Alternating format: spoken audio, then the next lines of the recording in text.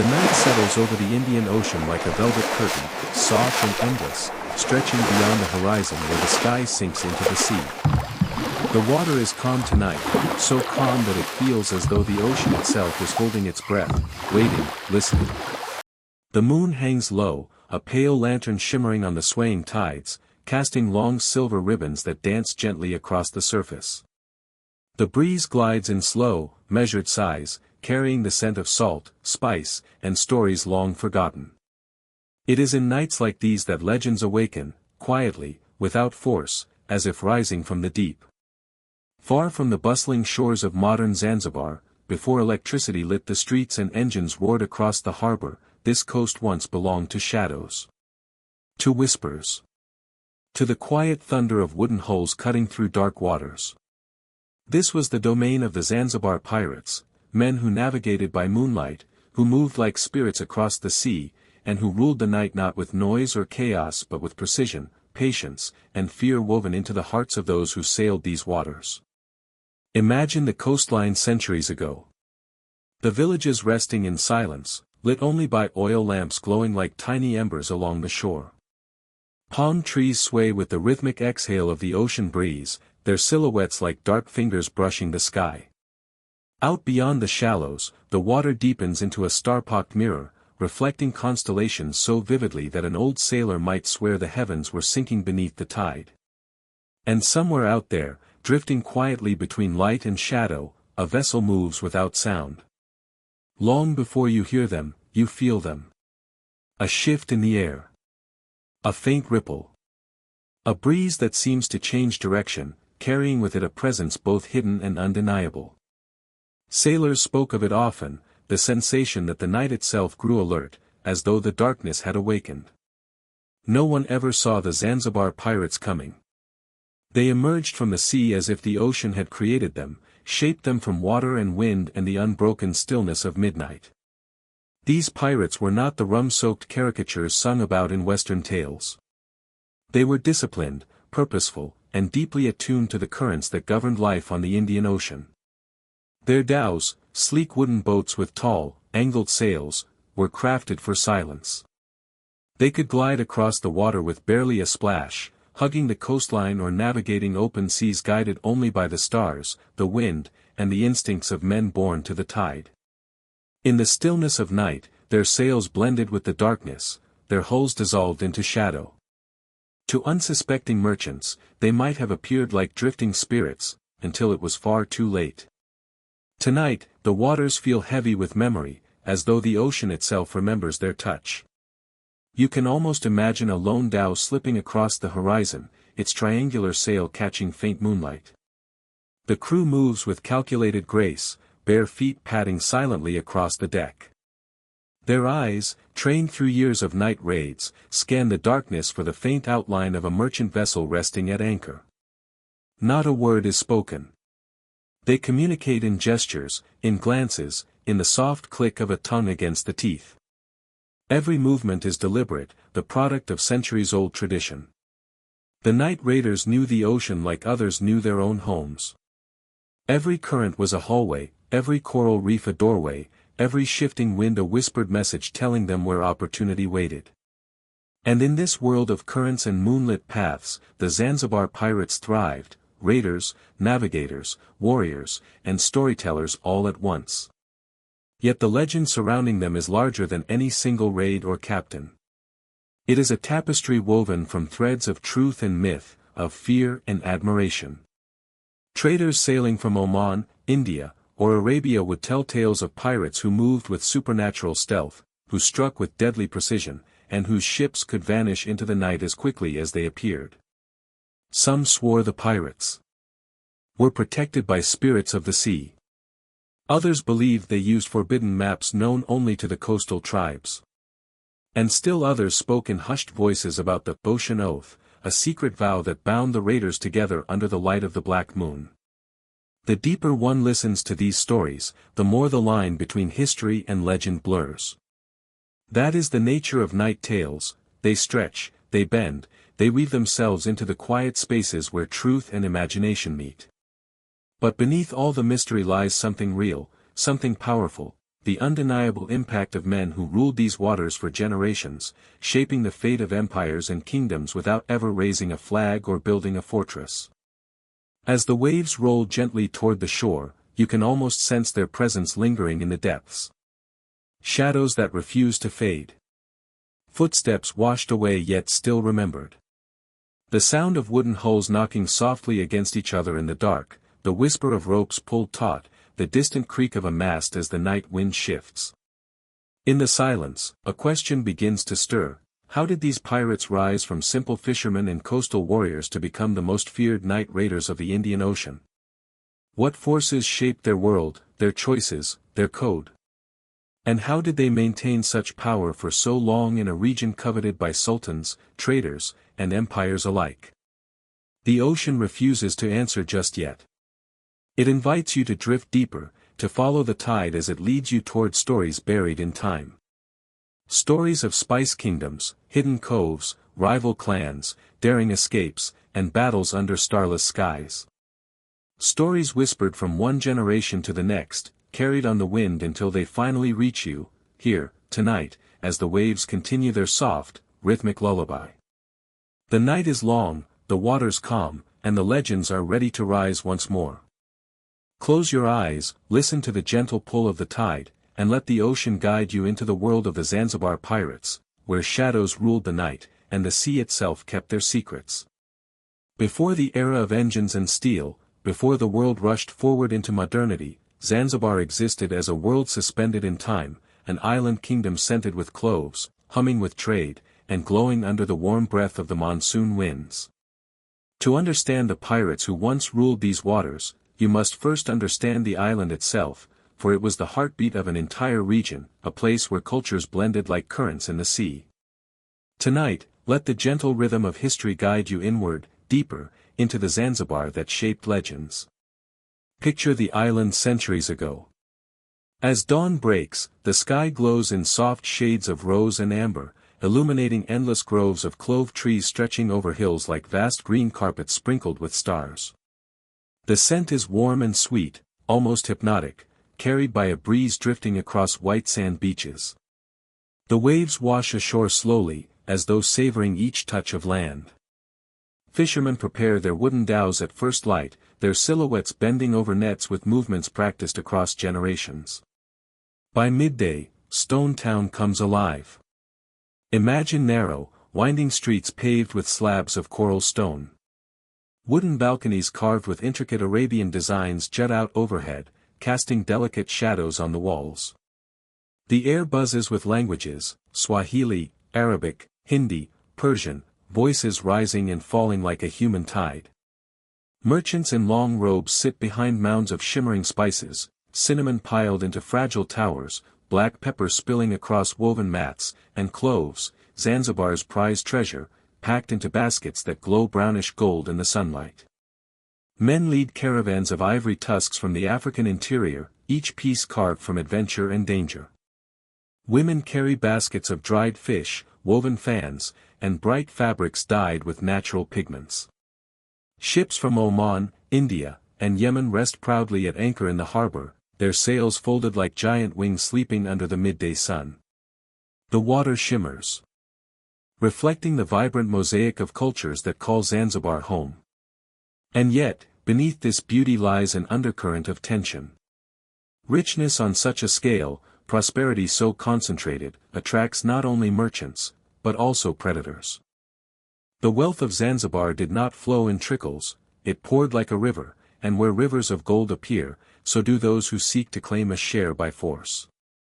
The island became the center of a vast web of trade reaching across continents, and every ship passing through carried unimaginable riches: spices, ivory, gold, slaves, textiles, jewels, and precious woods.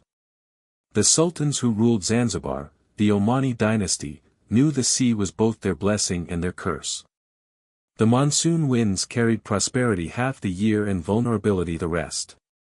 When the trade fleets departed for India or Arabia, leaving the coast quieter, pirates began circling like sharks drawn to a wounded fish.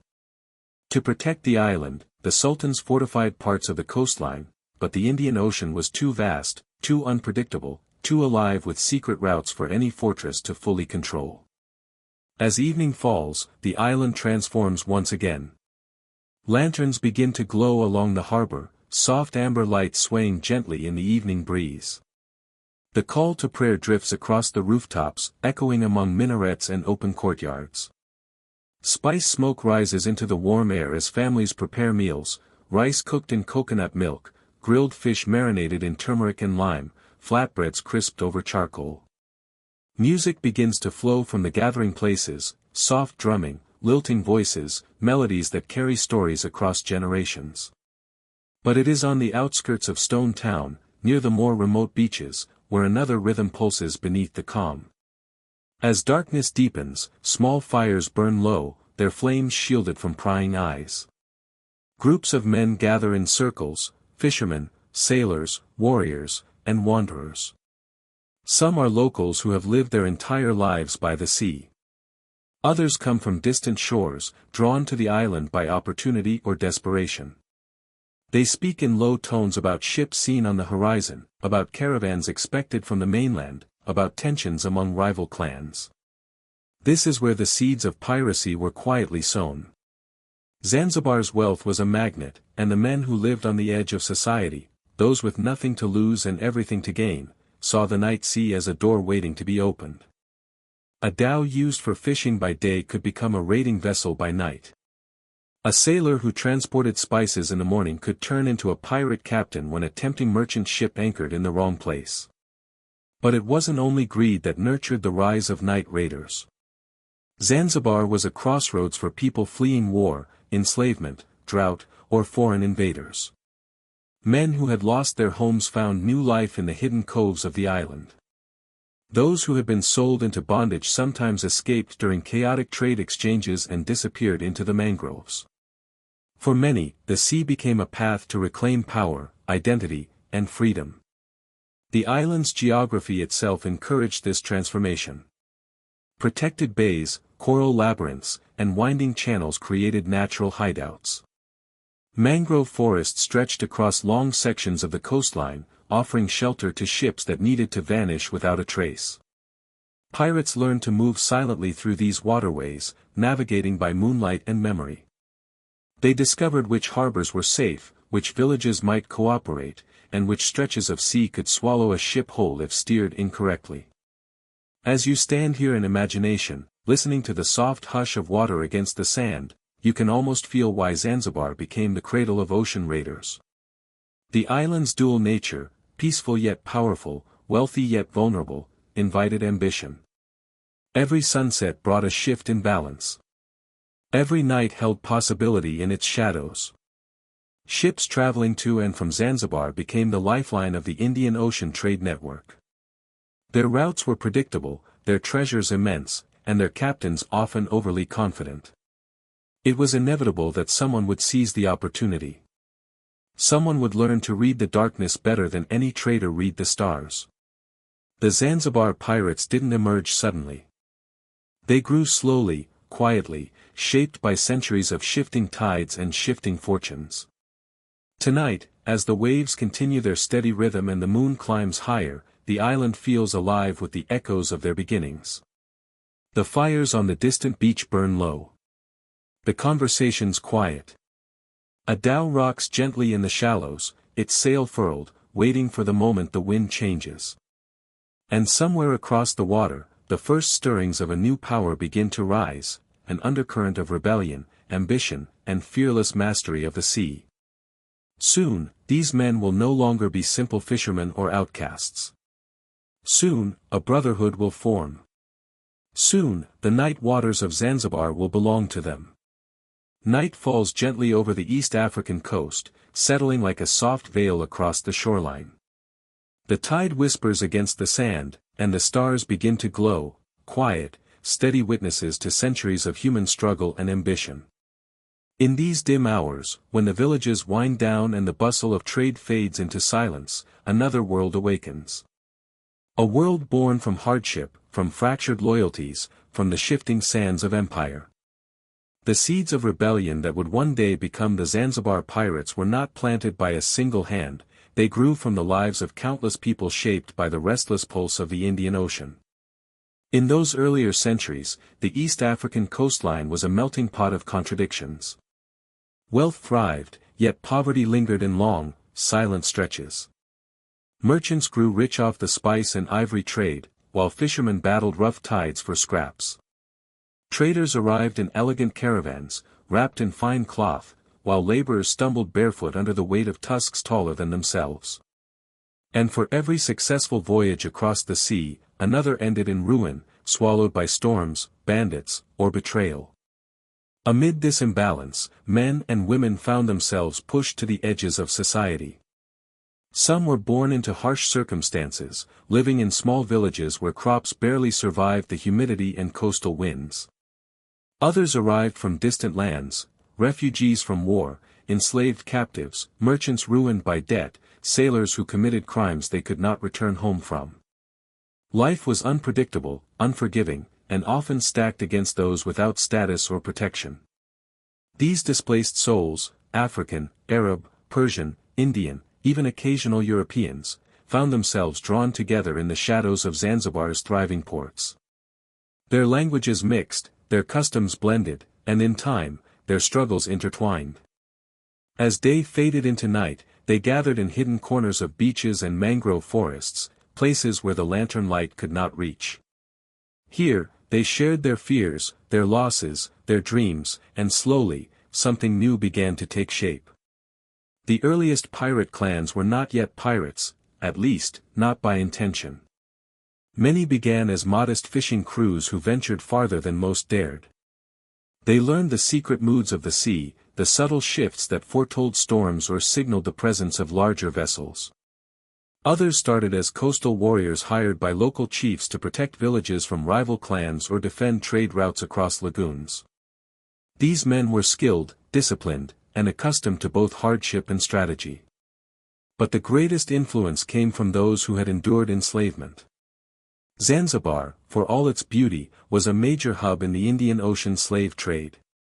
Captives were brought from inland kingdoms, tied together with ropes, marched in silence across forests and savannas before being loaded onto ships bound for foreign shores.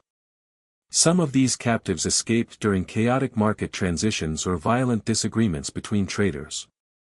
Others were freed by storms, shipwrecks, or daring revolts at sea.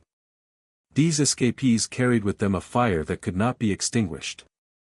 The ocean had taken everything from them, family, home, identity, and yet it also offered a strange kind of freedom. In the hidden bends of remote islands, they found shelter among fishermen who valued strength and skill over birth or bloodline. Over time, the shared trauma forged unbreakable bonds. Men who had nothing became brothers. Men who had been powerless became warriors.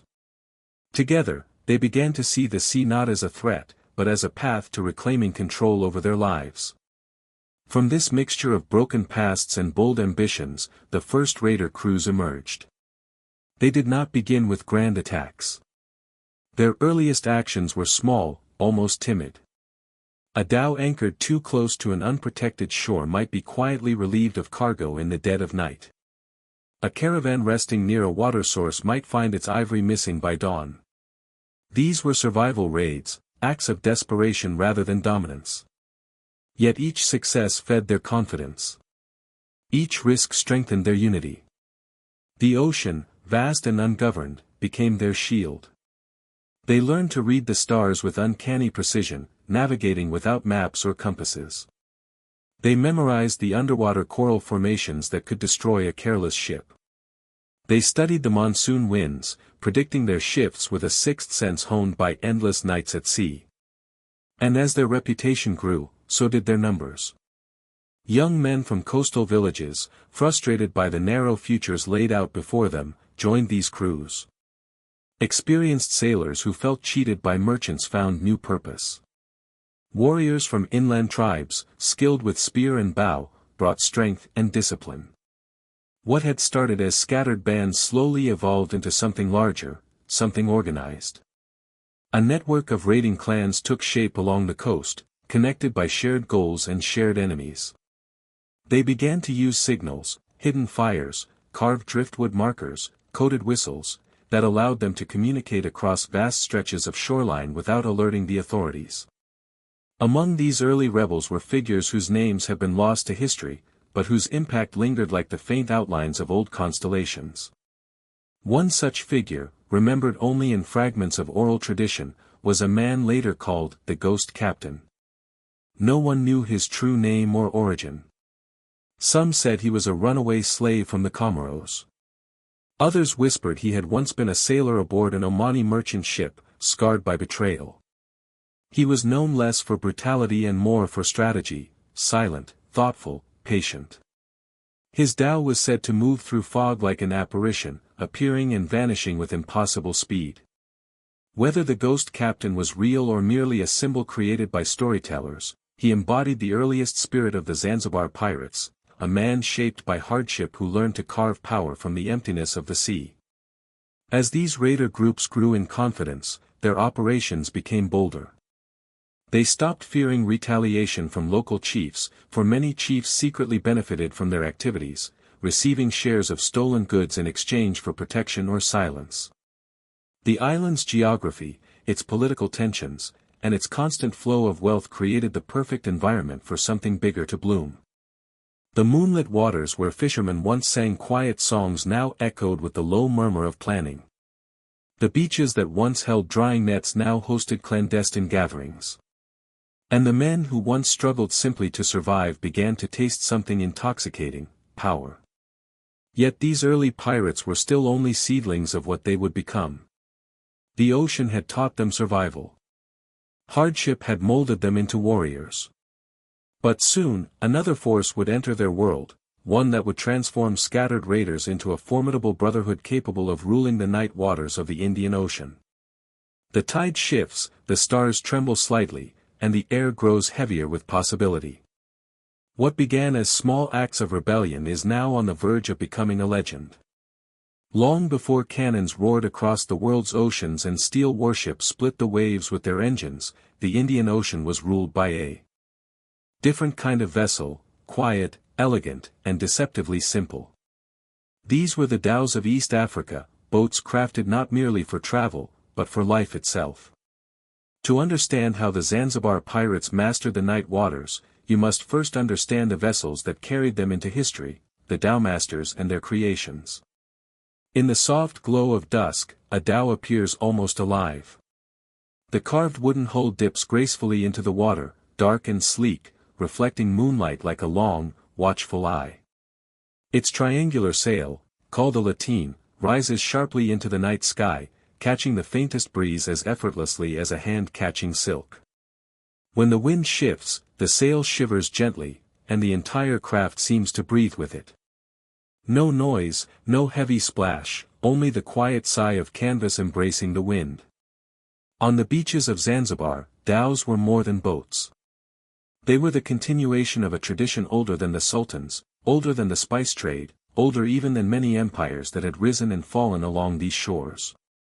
Fathers taught sons to carve their first boat ribs from mango wood, grandfathers traced the shape of sails with fingers twisted by salt and age. Every line of a dhow held stories: storms survived, journeys taken, loved ones lost, horizons conquered. By day, these vessels transported spices, ivory, coconuts, and woven cloth from one island to another. Their sails dotted the horizon like drifting white birds, gliding between harbor towns with the rhythm of the tides. But at night, when the ocean turned silver and the wind cooled, some dhows took on a different purpose. Their owners were fishermen no longer. They were raiders, navigators, pirates. The dhow's true strength did not lie in its beauty, but in its silence. Unlike heavy European ships, dhows skimmed the water with a ghostly quietness. A well-positioned dhow could glide through narrow coral channels or slip behind rocky outcrops without being noticed. Pirate crews learned to move like shadows, rowing softly, adjusting sails with minimal sound, whispering commands that vanished into the wind. A single dhow could approach an anchored merchant ship so quietly that its crew would only wake when footsteps were already on their deck. The pirates spent years honing their mastery over these vessels. For them, the dhow was not simply transportation, it was an extension of their bodies, their instincts, their intuition. Every twist of rope, every shift in wind pressure, every creak of the wood beneath their feet told a story. They knew which breeze signaled an oncoming storm, which ripples in the water meant a hidden reef, which star patterns would guide them home. Many nights, before the pirates launched into open waters, the dhow-masters gathered along the shoreline beneath lanterns shielded from the wind. Their hands, calloused and strong, traced the length of freshly carved planks. They checked the stitching of the sails, ensuring each seam could withstand the fierce monsoon winds. They tapped the hulls lightly with wooden mallets, listening for the hollow ring that indicated structural weakness. Every detail mattered. One poorly secured rope, one cracked beam, one tear in the canvas could mean death when the sea grew unforgiving. Beyond skill, the dhow-masters possessed something rarer: patience. Unlike the rushed construction of foreign ships, a dhow was built with slow, deliberate care. Mango, teak, coconut, and acacia wood were chosen for strength and flexibility. The boards were soaked, bent, and shaped by hand. Iron nails were used sparingly. Instead, the hull was sewn together with thick ropes made from coconut fiber, a method far older than any European technique. This stitching allowed the dhow to move with the ocean, absorbing the impact of waves rather than resisting them. In stormy weather, a sewn boat survived where others shattered. For pirates, this resilience was priceless. But the dhow was not merely a tool, it was a weapon. A small pirate dhow could reach speeds that large merchant ships could never match. With its angled lateen sail, it could sail almost directly into the wind, weaving patterns across the surface of the sea like a dancer. This gave pirates tactical advantages that were nearly impossible to counter. They struck from directions merchants never expected, sliding out of the darkness like living shadows. A dhow's shallow draft allowed it to skim across sandbanks and coral fields where heavier ships would run aground. Pirates used this to disappear into places larger pursuers dared not follow. Hidden lagoons, mangrove labyrinths, and narrow tidal channels became secret passageways known only to those who spent their lives at sea. These routes formed a silent network, an invisible kingdom beneath the moonlight, belonging not to any sultan or empire, but to the dhow-masters and their crews. On nights before a major raid, the pirates often gathered beside their dhows in reverent silence. It was said among them that a dhow had a soul, one that must be respected before asking it to risk the night. Crew members walked the length of the deck barefoot, feeling the wood, sensing the balance of the boat. They whispered old words, half prayer, half promise, hoping the ocean spirits would carry them safely into the shadows and back again. When the moment to depart finally came, the scene was magical. The tide would rise gently, lifting the dhows with soft, rhythmic breaths. Lanterns on the shore flickered as the boats pushed off, each one gliding smoothly into the silver-coated waters. The sails unfurled without a sound, catching moonlight like giant wings.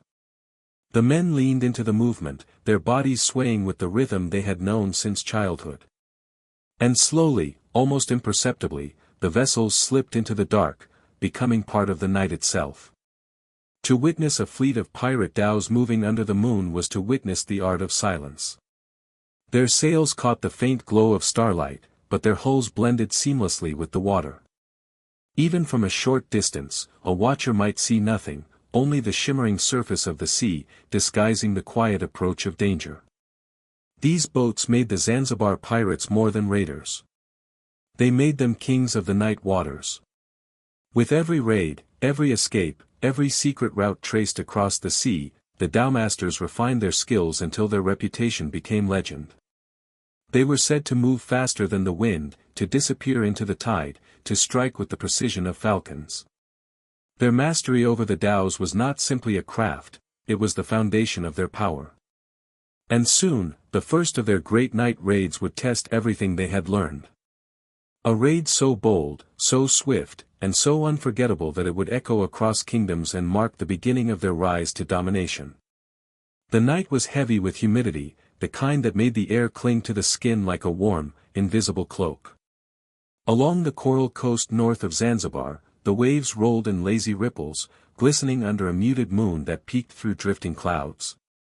To most, it was a peaceful night, a night meant for rest. But to the men waiting in a hidden cove, crouched beside their silent dhows, it was a night of transformation. A night that would mark the beginning of their legend. Earlier that day, a rumor had spread through the coastline like an ember in dry grass. A wealthy trading port, small, prosperous, and lightly guarded, had received a shipment of ivory and woven silk from the mainland. A caravan had arrived late, the port too distant from central powers to expect strong military support. It was exactly the kind of vulnerability that the rising pirate clans sought. And tonight, under the cover of darkness, they intended to strike. The cove where they prepared was concealed by jagged coral cliffs and thick mangrove roots twisting together like the fingers of ancient spirits. The dhows rested in shallow water, their hulls gently knocking against submerged roots in a slow, rhythmic beat. The men worked in silence, adjusting ropes, checking their weapons, tying charms of bone or shell to their wrists for protection.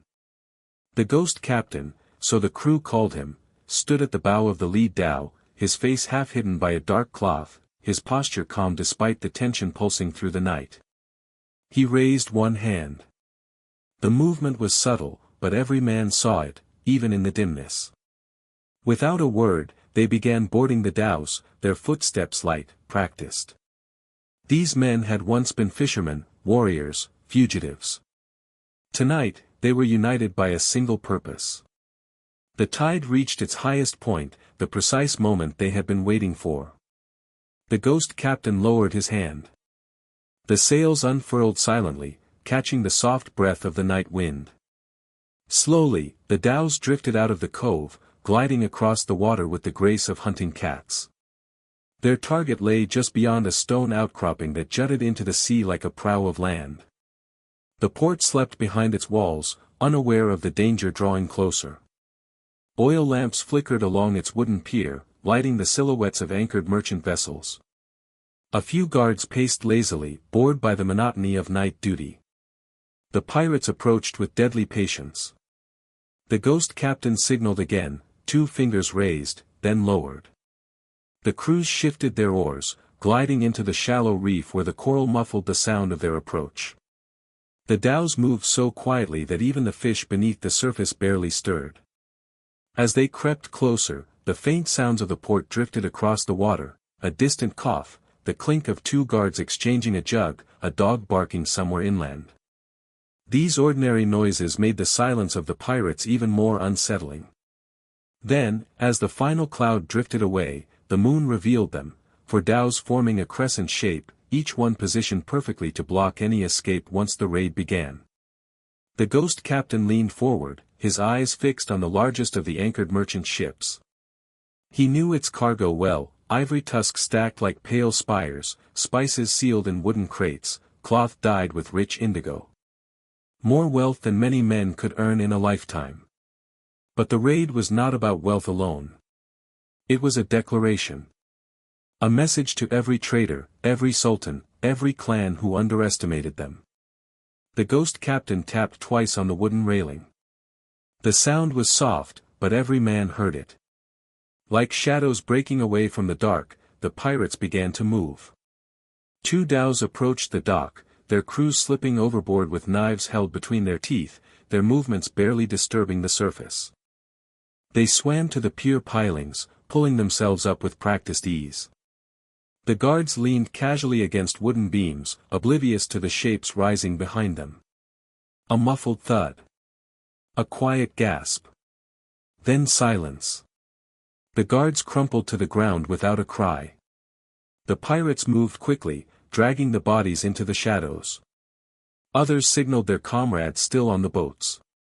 Within minutes, ropes were thrown, pulled tight, and the dhows secured to the dock with swift, efficient knots. The ghost captain stepped onto the pier, his boots making no sound on the worn planks. His men fanned out behind him like spokes of a wheel. The port was theirs. But their task had just begun. Slipping between buildings, the pirates avoided lit windows and open courtyards. They knew their time was limited. Though the port was small, it housed nearly 100 people, merchants, sailors, laborers. The element of surprise was their only advantage. 2 men scaled the cargo hold of the merchant ship, their movements silent as they hoisted crates down with rope pulleys. Others carried the tusks, each one heavy and cold in their arms. The ivory gleamed in the moonlight, pale as bone, casting eerie reflections on the water. Inside the fort-like storehouse, a handful of pirates worked their way through locked chests, prying them open with iron hooks. Within minutes, silk spilled onto the floor like rivers of color, deep blues, golden threads, bright crimson folds. The men gathered what they could without disturbing the rest. But the ghost captain was not collecting everything. He left behind goods that were too heavy, too traceable, or too cursed by politics. His selection was surgical, deliberate. They had come for wealth, but also for reputation. They wanted merchants to whisper their name in fear, not accuse them of careless plunder. As the last crate was lifted onto a dhow, a distant sound broke the stillness, a door creaking open. A man stepped into the street holding a clay lamp, squinting at the shadows. He froze. The ghost captain froze.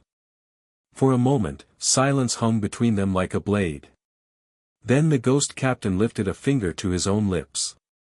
A warning. A mercy. The man backed into his house and shut the door without a word. The pirates began their retreat. Crates secured, sails raised, ropes untied, the dhows pushed away from the dock just as the first hints of dawn brushed the horizon. The sky brightened to a soft violet, and birds began to stir among the palm trees. The pirates slipped back into the open sea, disappearing with the same silence with which they had arrived. By the time the port awakened fully, the dhows were long gone. The bodies of the guards had vanished, the cargo missing, and only faint footprints in the sand told the story of what happened. Whispers spread quickly. Fear grew. And for the first time, the region spoke of the Zanzibar Pirates not as scattered raiders, but as a coordinated force. A force that moved with the night. A force that struck without warning. A force that had declared its arrival in the world. And their legend was only beginning. In the quiet aftermath of their first legendary raid, when the dhows drifted home through a soft gray dawn, something subtle yet powerful began to change among the men. Success had bound them together, but success alone was never enough to build a legacy. What they needed now, what they felt deep in their bones, was structure. Rules. A shared understanding that would turn scattered raiders into a brotherhood. And so, beneath the shade of ancient baobab trees and the cool hush of moonlit coves, the beginnings of the Zanzibar Pirate Code were born. It did not start with parchment or ink. It began with whispered agreements, with nods shared between tired men warming themselves near low-burning fires. These were men who had lived through slavery, betrayal, famine, and exile. They understood the fragility of trust. They knew that to survive on the sea, unity was not optional, it was sacred. The ghost captain was the first to speak the words that would one day be repeated for generations.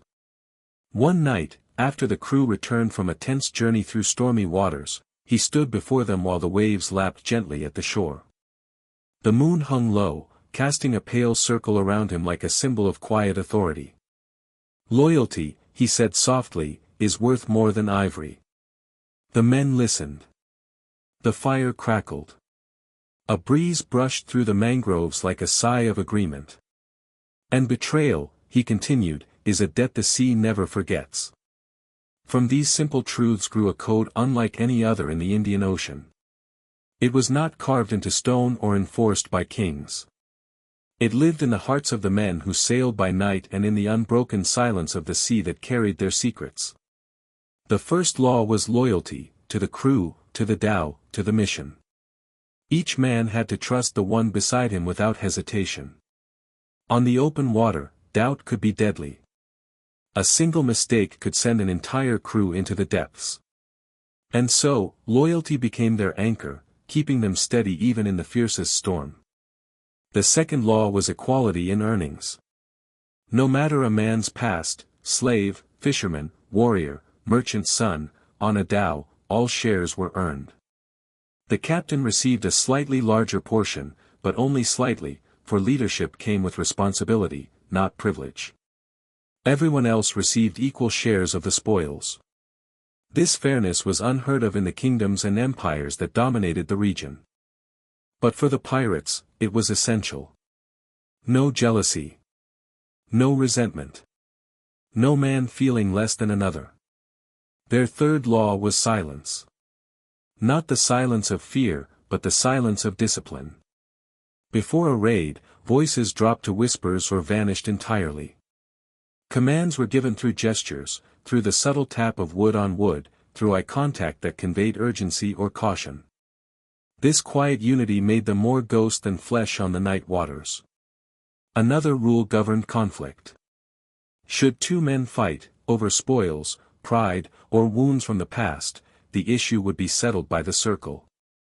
No knives, no blood. Only the open space between them and a test of strength or endurance.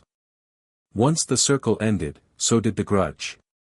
Hatred had no place on a dhow, where every man's life depended on another's steadiness. And then there was the oath. The most important rule of all. The oath of the black moon. Once every few moons, when the sky darkened and the moon appeared only as a faint shadow, a thin slice of darkness framed by faint starlight, the pirates gathered on a quiet stretch of beach. Away from the villages, away from the curious eyes of fishermen and traders, they stood barefoot in the cool sand, their dhows anchored in a crescent behind them. A single torch burned in the center of the gathering. Its flame flickered weakly, threatened constantly by the ocean breeze. The ghost captain would step forward, lifting a simple wooden bowl carved from mangrove root. Inside it was seawater mixed with crushed charcoal, symbolizing the sea that gave them life and the shadows that protected them. Each man approached in turn, dipping 2 fingers into the dark mixture and touching it to his forehead, then to his chest. Not as prayer. Not as superstition. But as a promise. A promise that he would not betray his brothers. A promise that he would face danger with courage. A promise that he would honor the dhow that carried him. A promise that he would never reveal the routes, signals, or hiding places of the Brotherhood. A promise that he would die as part of them, or not at all. It was said that the sea listened to these promises. That the waves grew calmer as each man spoke the words. That the breeze itself seemed to acknowledge the oath. With this ritual, their unity deepened. These were not merely men sharing a boat, they were bound by something larger than themselves.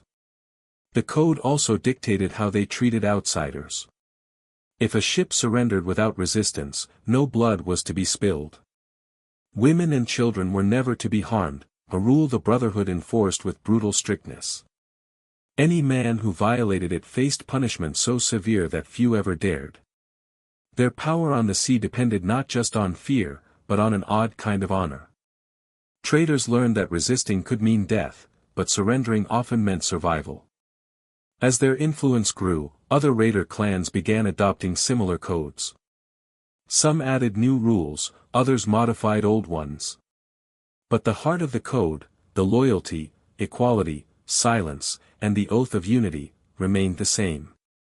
It traveled with the tides from Zanzibar to Pemba, from Lamu to the Comoros. Soon, the ocean held not just isolated raiders, but a network of clans connected by shared principles and whispered rituals. This brotherhood was more than a system, it was a refuge. For many men, it offered what the world had denied them, dignity. A sense of belonging. A place where their value came from skill, not birth. Under the code, a man's past did not define him. The sea washed it away, leaving only the present and the choices he made upon its surface. For those who had suffered cruelty, the brotherhood was justice. For those who had been cast aside, it was family. For those who had been powerless, it was a reclaiming of strength. And with each passing night, as dhows glided across moonlit waters and men whispered their oaths into salt-tinged air, the Zanzibar pirates sharpened their identity. They were no longer scattered rebels. They were no longer merely raiders seeking survival. They had become something greater, a united force bound by a code that no empire had ever dared to craft. Soon, even sultans would take notice. And the world would learn what it meant to face a brotherhood born not from land, but from the restless, unwavering sea itself. The sun hung low over Zanzibar's horizon, painting the water in strokes of molten gold as the dhows returned from another successful raid. Yet behind the beauty of the evening lay a tension that rippled through the island like an unspoken warning. Zanzibar was no ordinary kingdom, it was ruled by sultans who balanced power through delicate negotiations, intricate trade networks, and centuries-old alliances. And now, in the shadows of their thriving ports, a new force was rising. A force they could neither dismiss nor fully control. For years, the sultans had known of the raiders. Small groups of fishermen who stole ivory from careless caravans. Runaway slaves who ambushed lone trading boats. Warriors who attacked rival clans under cover of storm clouds. These were inconveniences, irritations, not threats. But the recent raid on the northern port had changed everything. The audacity. The precision. The absence of bloodshed yet the scale of the stolen goods. It was unlike anything the sultans had seen before. Rumors reached the palace before dawn. Merchants arrived in panicked droves, their voices trembling as they described the silent dhows, the missing guards, the untouched homes, the invisible escape. The Sultan's council gathered in a dim chamber lined with wooden beams that smelled faintly of clove and incense. Oil lamps flickered along the walls, throwing shadows that seemed to shift with the anxiety in the room. "These are no longer scattered thieves," one advisor murmured, his eyes lowered. "They move as one," another said. "As though trained." "And the people admire them," a third added softly, the most dangerous truth of all. Outside the palace, in the bustling maze of Stone Town, whispers spread like drifting smoke. The raiders were bold. Clever. Respectful of civilians. Many traders, especially those who felt ignored or mistreated by wealthy merchants, began to speak of the pirates not only as criminals, but as men who challenged the established order. Some villagers even helped them, providing food or fresh water in exchange for gifts or protection. The brotherhood was becoming more than a threat. It was becoming a symbol. The Sultan felt the shift like a storm developing beyond the horizon. For generations, Zanzibar had prospered under Omani rule. The sultans maintained order through a careful dance of diplomacy. They balanced relationships with inland chiefs, foreign traders, and wealthy merchants. Every coin that passed through the island, every sack of cloves, every caravan of tusks, much of it was regulated, taxed, or overseen by the palace. Their control was not enforced by massive armies or fortified walls, but by influence, by trust. The pirates risked disrupting that balance. Yet to crush them outright was complicated. Many clans along the coast revered the raiders. Some chiefs protected them. And some raids, though officially condemned, benefited the Sultan indirectly. A merchant weakened by pirates might become more dependent on palace guards. A rival town losing wealth to raiders might need to negotiate favorable trade terms. Even distant empires occasionally paid bribes to ensure their ships were safe from Zanzibar waters, strengthening the Sultan's treasury. The relationship between the Sultan and the pirates became a quiet dance of necessity and resistance.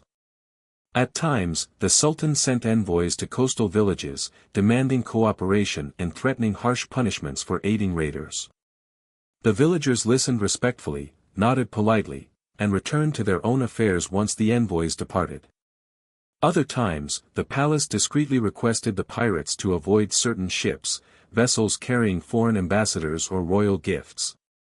And sometimes, the Sultan turned a blind eye when the raiders targeted rival traders who had refused to pay their taxes or who challenged palace authority.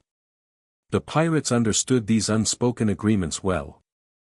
They did not consider themselves servants of the Sultan, but they were wise enough to respect the delicate balance. Their true loyalty lay with the sea, not the throne. Still, they knew that open war with the Sultan would threaten everything they had built. And so began a peculiar understanding, shifting like the tide. Some nights, the ghost captain and his lieutenants met with palace intermediaries in secluded inlets. Words were exchanged. Promises hinted at. Boundaries drawn. Both sides spoke the language of caution and mutual benefit. The envoys rarely looked the pirates in the eye, the pirates rarely showed their full numbers. Each feared the other, yet each recognized the need for coexistence. Inside the palace, however, not everyone agreed with this fragile arrangement. A faction of advisors argued that the pirates were growing too bold, too organized. If we do nothing, one advisor warned during a heated council meeting, they will become a storm that sweeps us from our own throne. Others insisted the pirates served a useful purpose. They distract our enemies. Another argued. They keep rival ports weak. Their silence and precision make them better allies than foes. The Sultan himself sat quietly, absorbing each argument with the calm patience of a man accustomed to navigating storms. Yet even he could not deny what the omens suggested: the pirates were growing stronger, and the people were drawn to them with increasing fascination. Not everyone loved the Sultan. Not everyone trusted palace taxes or foreign landowners. But many admired the raiders, their equality, their discipline, their code. That admiration was dangerous. One evening, the Sultan walked alone through the palace garden, where the air was thick with the scent of jasmine and frangipani. Lanterns cast soft halos around the trees. He paused near a fountain, listening to its gentle trickle, and considered the dilemma. To embrace the pirates openly would risk angering foreign allies. To crush them would risk rebellion from coastal clans. To ignore them would risk losing control altogether. He exhaled slowly, the weight of leadership pressing against his chest. Meanwhile, far from the palace walls, the pirates sensed the shift in the wind as well. They knew the Sultan watched them. They knew the palace debated their fate. And they knew that their future depended on staying one step ahead, not just on the water, but in the delicate politics of the island. The ghost captain warned his crew one night as they sat by a dim fire on the beach. "The Sultan will choose a side soon," he murmured. "And whichever side he chooses, the sea must remain ours." His men nodded in solemn agreement. The ocean remained calm that night, but beneath its still surface, the tide of power continued to shift.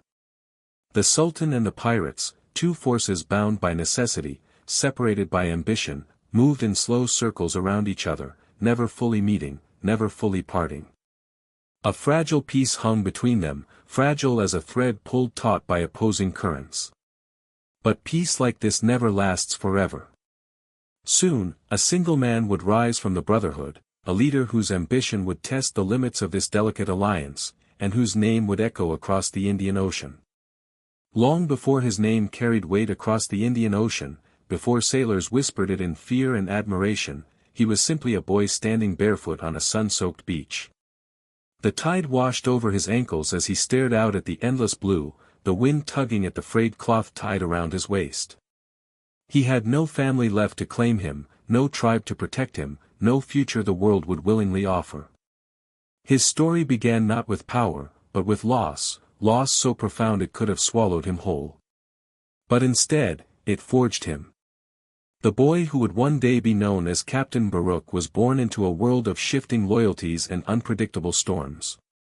His earliest memories were not of a mother's embrace or songs heard by firelight, he remembered only the rhythm of chains. A coastal raid had torn him from his home as a child. Traders dragged him to the market with dozens of others, selling them one by one beneath the relentless sun. He remembered the sharp smell of sweat and fear, the clamor of voices speaking languages he could not understand. He remembered staring at the sea from the wooden cage of a slave dhow, wondering if it held his fate or his escape. And then the storm came. It rose without warning, winds screaming, waves rising like mountains. The dhow pitched violently, ropes snapping, crates rolling. Shouts turned to panic. The mast cracked like thunder. The boy clung to a broken plank as the sea swallowed the ship whole. Hours later, a fishing crew found him drifting near a reef, half-conscious, clinging to life with the stubbornness of someone determined not to disappear. They nursed him back to health. They gave him food, a place to sleep, and the simple mercy of belonging. The boy grew among them, quiet, observant, hardened by what he had survived. And though he spoke little, he learned quickly. He learned to mend nets, tie knots, read the wind, and interpret the subtle moods of the tide. But most importantly, he learned the language of the sea, a language spoken not with words, but with instinct. By adolescence, he had become a part of the crew, accepted without question. He rarely laughed, rarely joked like the others. His silence was not coldness, it was a depth, an intensity. The sea had carved something into him the day it saved him. A knowing. A hunger. A purpose he had not yet named.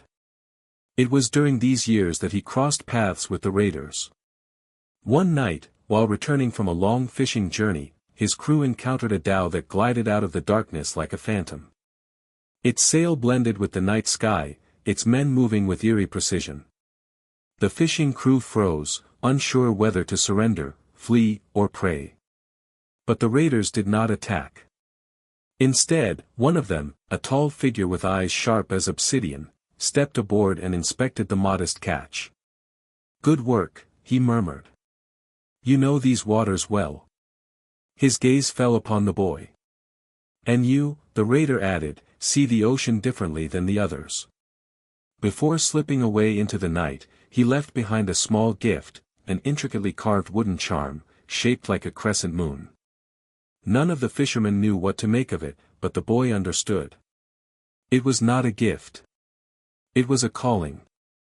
Years passed, and whispers grew of a rising brotherhood, raiders who struck with precision, bound by a code, respected by coastal clans.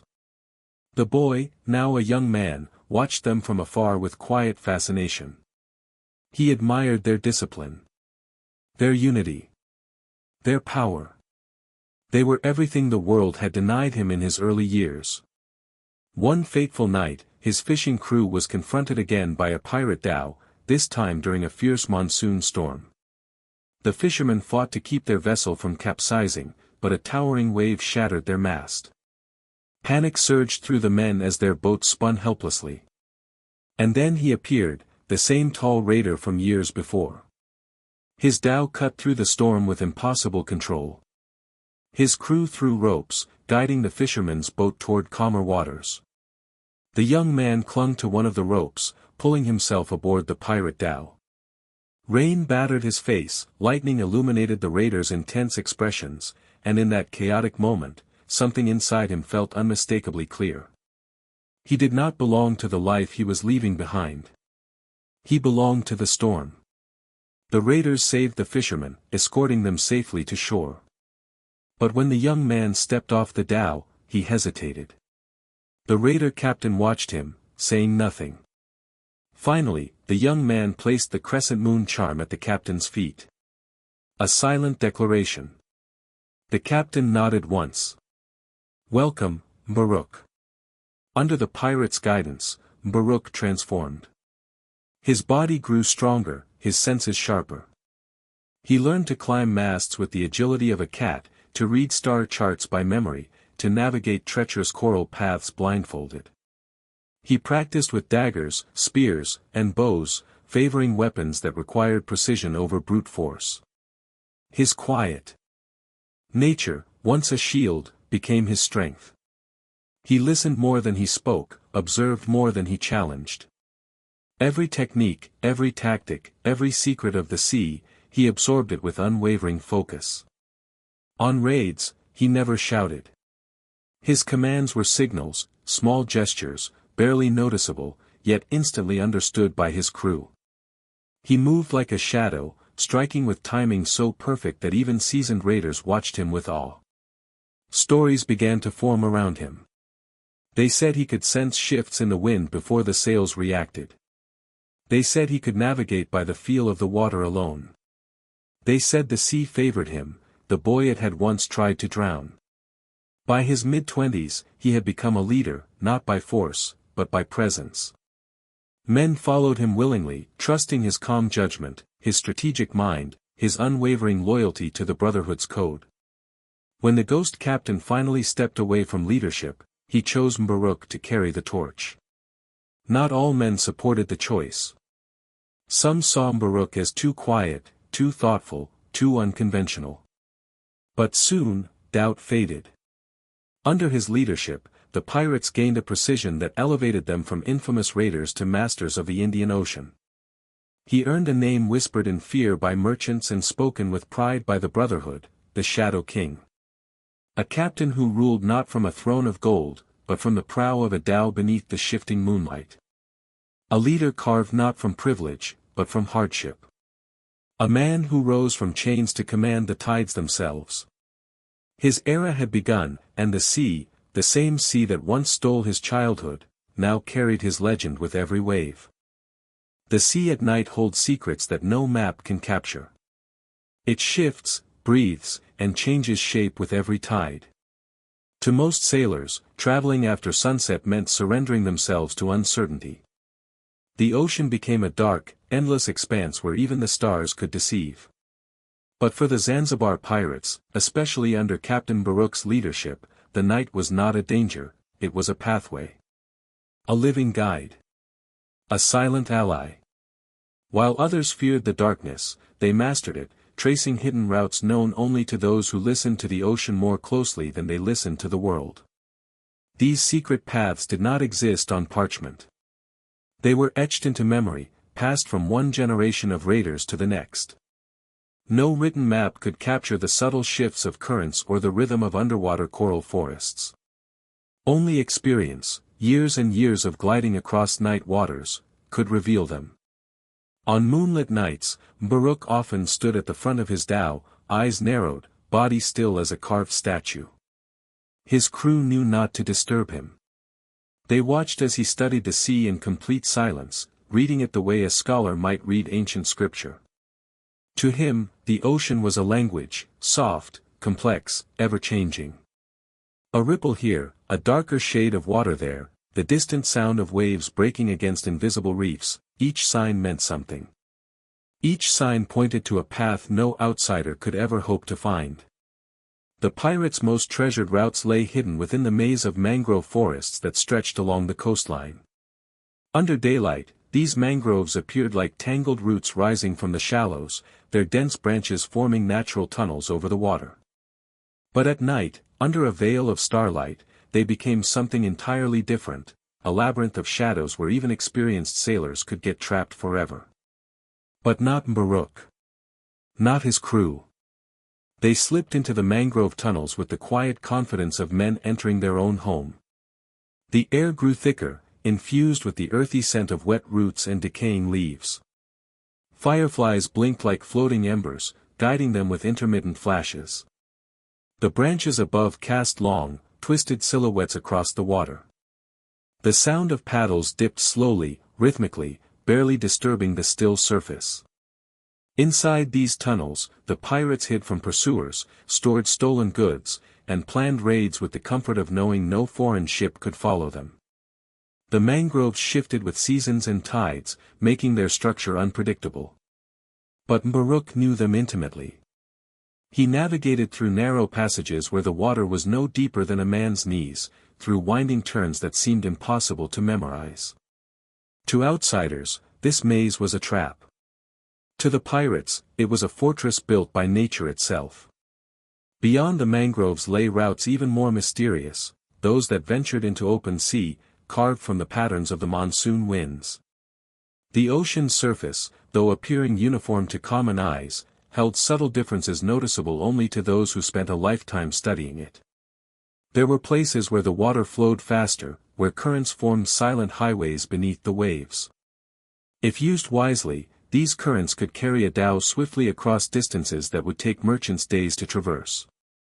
Mbaruk often described the currents as the ocean's pulse. He taught his crew to sense them not by sight, but by feel. Sometimes, while drifting in silence, he would dip his hand into the water, closing his eyes. He felt the pull, the temperature, the vibration. And then he would gently adjust the sail, guiding the dhow into an invisible stream of water that moved faster than the wind itself. Under his command, the pirates discovered routes that allowed them to appear in places no one expected. A merchant ship anchored safely in a quiet harbor might suddenly see dark sails emerging from behind a coral ridge. A coastal village, confident in its isolation, might wake to find footprints on its beach with no ships in sight. These routes became the backbone of the pirates' power, the reason rivals could never predict their movements. Some routes hugged the coastline so closely that the dhows could travel within mere meters of rocky cliffs, hidden from view. Sharp-eared pirates could hear the waves smashing against the rocks, but their dhows slid through narrow channels with impossible precision.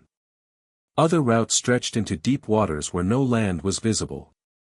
Beneath these areas lay trenches and underwater canyons that formed natural pathways sheltered from the strongest currents. There was one route, whispered among the pirates, that carried an almost mythic reputation. They called it the Path of the Sleeping Sea. It appeared only a few nights each month when the wind aligned with the moon's pull. On those nights, the water stilled until it resembled polished glass. Any ship traveling upon it left no wake, no trace, no sound. Sailors believed spirits guarded the path, allowing only those who respected the sea to cross it. Baruch knew this route well. He used it not for raids, but for retreat, slipping away from danger as though swallowed by the ocean itself. Pursuers would search for hours, days even, unable to comprehend how a fleet of dhows had vanished into thin air. Other secret routes relied on natural acoustics. Certain coves and cliffs created echoes that disguised the sound of oars. Pirates timed their rowing to these echoes, blending seamlessly into the ambient noise. They could approach a ship without being heard until they were close enough to see the glow of lanterns on deck. But perhaps the most remarkable routes were the underwater ones, passages only accessible during specific tides. These shallow pathways wound through coral reefs that formed a living maze beneath the waves. Only during low tide could dhows pass through without grounding. And only someone who had memorized the pattern of the reefs could avoid ripping their hull open on jagged coral. Baruch could navigate these routes flawlessly, even in pitch darkness. His crew often marveled at him, whispering that the sea itself guided his steps. Some believed he could feel shifts in the hull through the soles of his feet. Others insisted he knew the reefs better than he knew his own past. Whatever the truth, his mastery made the Brotherhood unstoppable. These hidden paths were their greatest strength, not their weapons, not their numbers, not even their fearless reputation. It was their ability to disappear, to strike without warning, to become part of the night itself. While others relied on charts and compasses, the Zanzibar pirates trusted something deeper: instinct, memory, and unity with the ocean. Every raid, every escape, every victory depended on these secret routes. And as the pirates grew in power, so did the legends, stories of men who could vanish into moonlight, who traveled pathways no outsider had ever seen, who appeared like shadows summoned by the sea. To the world, these routes were myth. To the pirates, they were home. Dawn broke gently over the Indian Ocean, the sky streaked with soft shades of tangerine and pale gold. It was the hour when most sailors finally allowed themselves to relax, trusting that daylight meant safety. But for the merchants who carried ivory, there was no such comfort, not in these waters. For the ivory trade was the spine of East Africa's wealth, and the Zanzibar pirates had learned to carve that spine with silent precision. Ivory was more than a commodity. It was a symbol of power. It was the currency of kings and sultans. It was the treasure that built empires. Merchants guarded it fiercely, yet still they feared the same whispered name, Baruch. In the heart of the dry season, vast caravans traveled from the African interior, carrying tusks harvested from elephants that had roamed the savannas for generations. Each tusk represented danger, hunters braving the fury of massive creatures, porters walking for weeks through jungles and scorching plains, villages negotiating with chiefs for safe passage. When the caravans finally reached the coast, their ivory was loaded onto dhows bound for Arabia, India, and beyond. The tusks were stacked like pale towers, each one polished smooth, gleaming softly under the tropical sun. For merchants, this was the most vulnerable moment.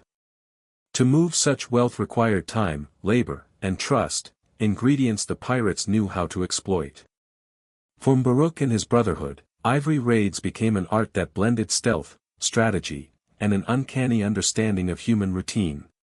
One humid night, as the tide crept inward with a steady hush, Mbaruk stood on the deck of his dhow watching the silhouette of a heavily laden merchant vessel anchored near a sandbar. Its hull sagged under the weight of ivory and spices. Lanterns flickered along its deck, and the low murmur of sailors drifted across the water. Mbaruk's men waited in silence. The moon hid behind drifting clouds, leaving the sea wrapped in velvet darkness. The dhow rocked gently beneath their feet, every creak of wood timed perfectly with the shifting waves. He lifted his hand. A gesture. Barely visible. Yet the crew understood. Oars dipped softly into the water. Wind brushed through the lateen sail. The dhow slid forward like an arrow released in slow motion. Within minutes, they were close enough to see the faint outline of crates and tusks piled on the deck of the merchant ship. Ivory glowed faintly under the moonlight, smooth, ghostly, precious. The pirates approached in absolute silence. They did not shout. They did not clash weapons. Their power was not in noise but in presence. They were shadows come to life, drifting through the night with the calm of men who trusted the sea more than breath itself. Two swimmers slipped from the dhow, knives tied to their wrists. They glided toward the merchant vessel, moving with the effortless grace of creatures born in water. Reaching the hull, they scaled it using grooves in the wood, pausing between each movement to listen for footsteps overhead. A guard paced the deck, yawning, his lantern swinging lazily beside him. The swimmers waited. Counted heartbeats. Listened to the sea. Then moved. In seconds, the guard was pulled down quietly, as though swallowed by darkness. He made no sound, only a soft gasp lost to the wind. The pirates carried his unconscious body to a shadowed corner, tying him gently but firmly. No unnecessary death. That was Mbaruk's rule. The rest of the crew boarded swiftly, their bare feet silent against the worn planks. They spread out, each man taking his place in a choreographed dance refined over countless raids. Some headed for the cargo hold, others took positions near the mast, ready to cut anchor ropes if needed. Below deck, the crates of ivory were arranged in careful rows. The tusks were enormous, some taller than a man's shoulders. Their curved forms gleamed with a pale beauty that seemed almost mournful. Mbaruk himself stepped into the hold, his expression unreadable. The air smelled of wood shavings, spice, dust, and the cold metallic scent of ivory. He ran a hand along one of the tusks, smooth as polished stone, heavy with unspoken stories. His men moved quickly, wrapping the tusks in cloth and lowering them by rope into the waiting dhows below. Each movement synchronized, efficient, practiced. They worked as one entity, one breath, one rhythm. Above, a faint glow stirred at the horizon. Dawn was approaching. The faint chirp of waking birds drifted across the shoreline. Time was slipping. Mbaruk gave a soft signal. The final tusk was secured and lowered into the dhow. The pirates pulled away from the merchant vessel moments before a faint voice called out from below deck, one of the sailors stirring earlier than expected. By the time he reached the deck, rubbing his eyes, the pirate dhows were already distant silhouettes, blending seamlessly with the awakening seascape. He shouted, but the ocean swallowed his cries. The ivory was gone. The pirates had vanished. Such raids became common, yet never predictable. Some nights, the pirates struck caravans at the very moment they reached the shore, startling merchants who thought their journey safely complete. Other times, they intercepted dhows mid-voyage, using the hidden currents Mbaruk had mastered to catch ships in moments of deep vulnerability. Merchants began altering their routines, anchoring farther from shore, hiring guards, paying bribes to local chiefs, traveling only during certain tides. But nothing stopped the pirates for long. Every change brought new opportunities for Baruch to adapt, refine strategies, and stay ahead. Ivory became the backbone of the Brotherhood's wealth. They traded it in secret with inland tribes, exchanged it for weapons with foreign merchants who dared to defy the Sultan's edicts, and used it to fund the construction of faster, more agile dhows. In hidden coves, piles of ivory tusks gleamed under torchlight, resembling bones of mythical creatures resting beneath the canopy of night. The pirates guarded these caches with unyielding loyalty. Each tusk was measured, marked, and assigned to a route in their trade network. But ivory did more than enrich them. It empowered them, strengthened their influence, and elevated their reputation from local raiders to regional powers. Stories spread across the ocean until even distant lands spoke of Baruch, the Shadow King, and his fleet that moved like spirits through moonlit waters. Merchants feared him. Commoners admired him. Rivals envied him. And the Sultan? The Sultan began to worry. For no king likes seeing another kingdom rise in the shadows, especially one built not on land, but on the restless, unpredictable, unstoppable sea. The ocean can be generous, offering routes, shelter, and fortune to those who understand its moods.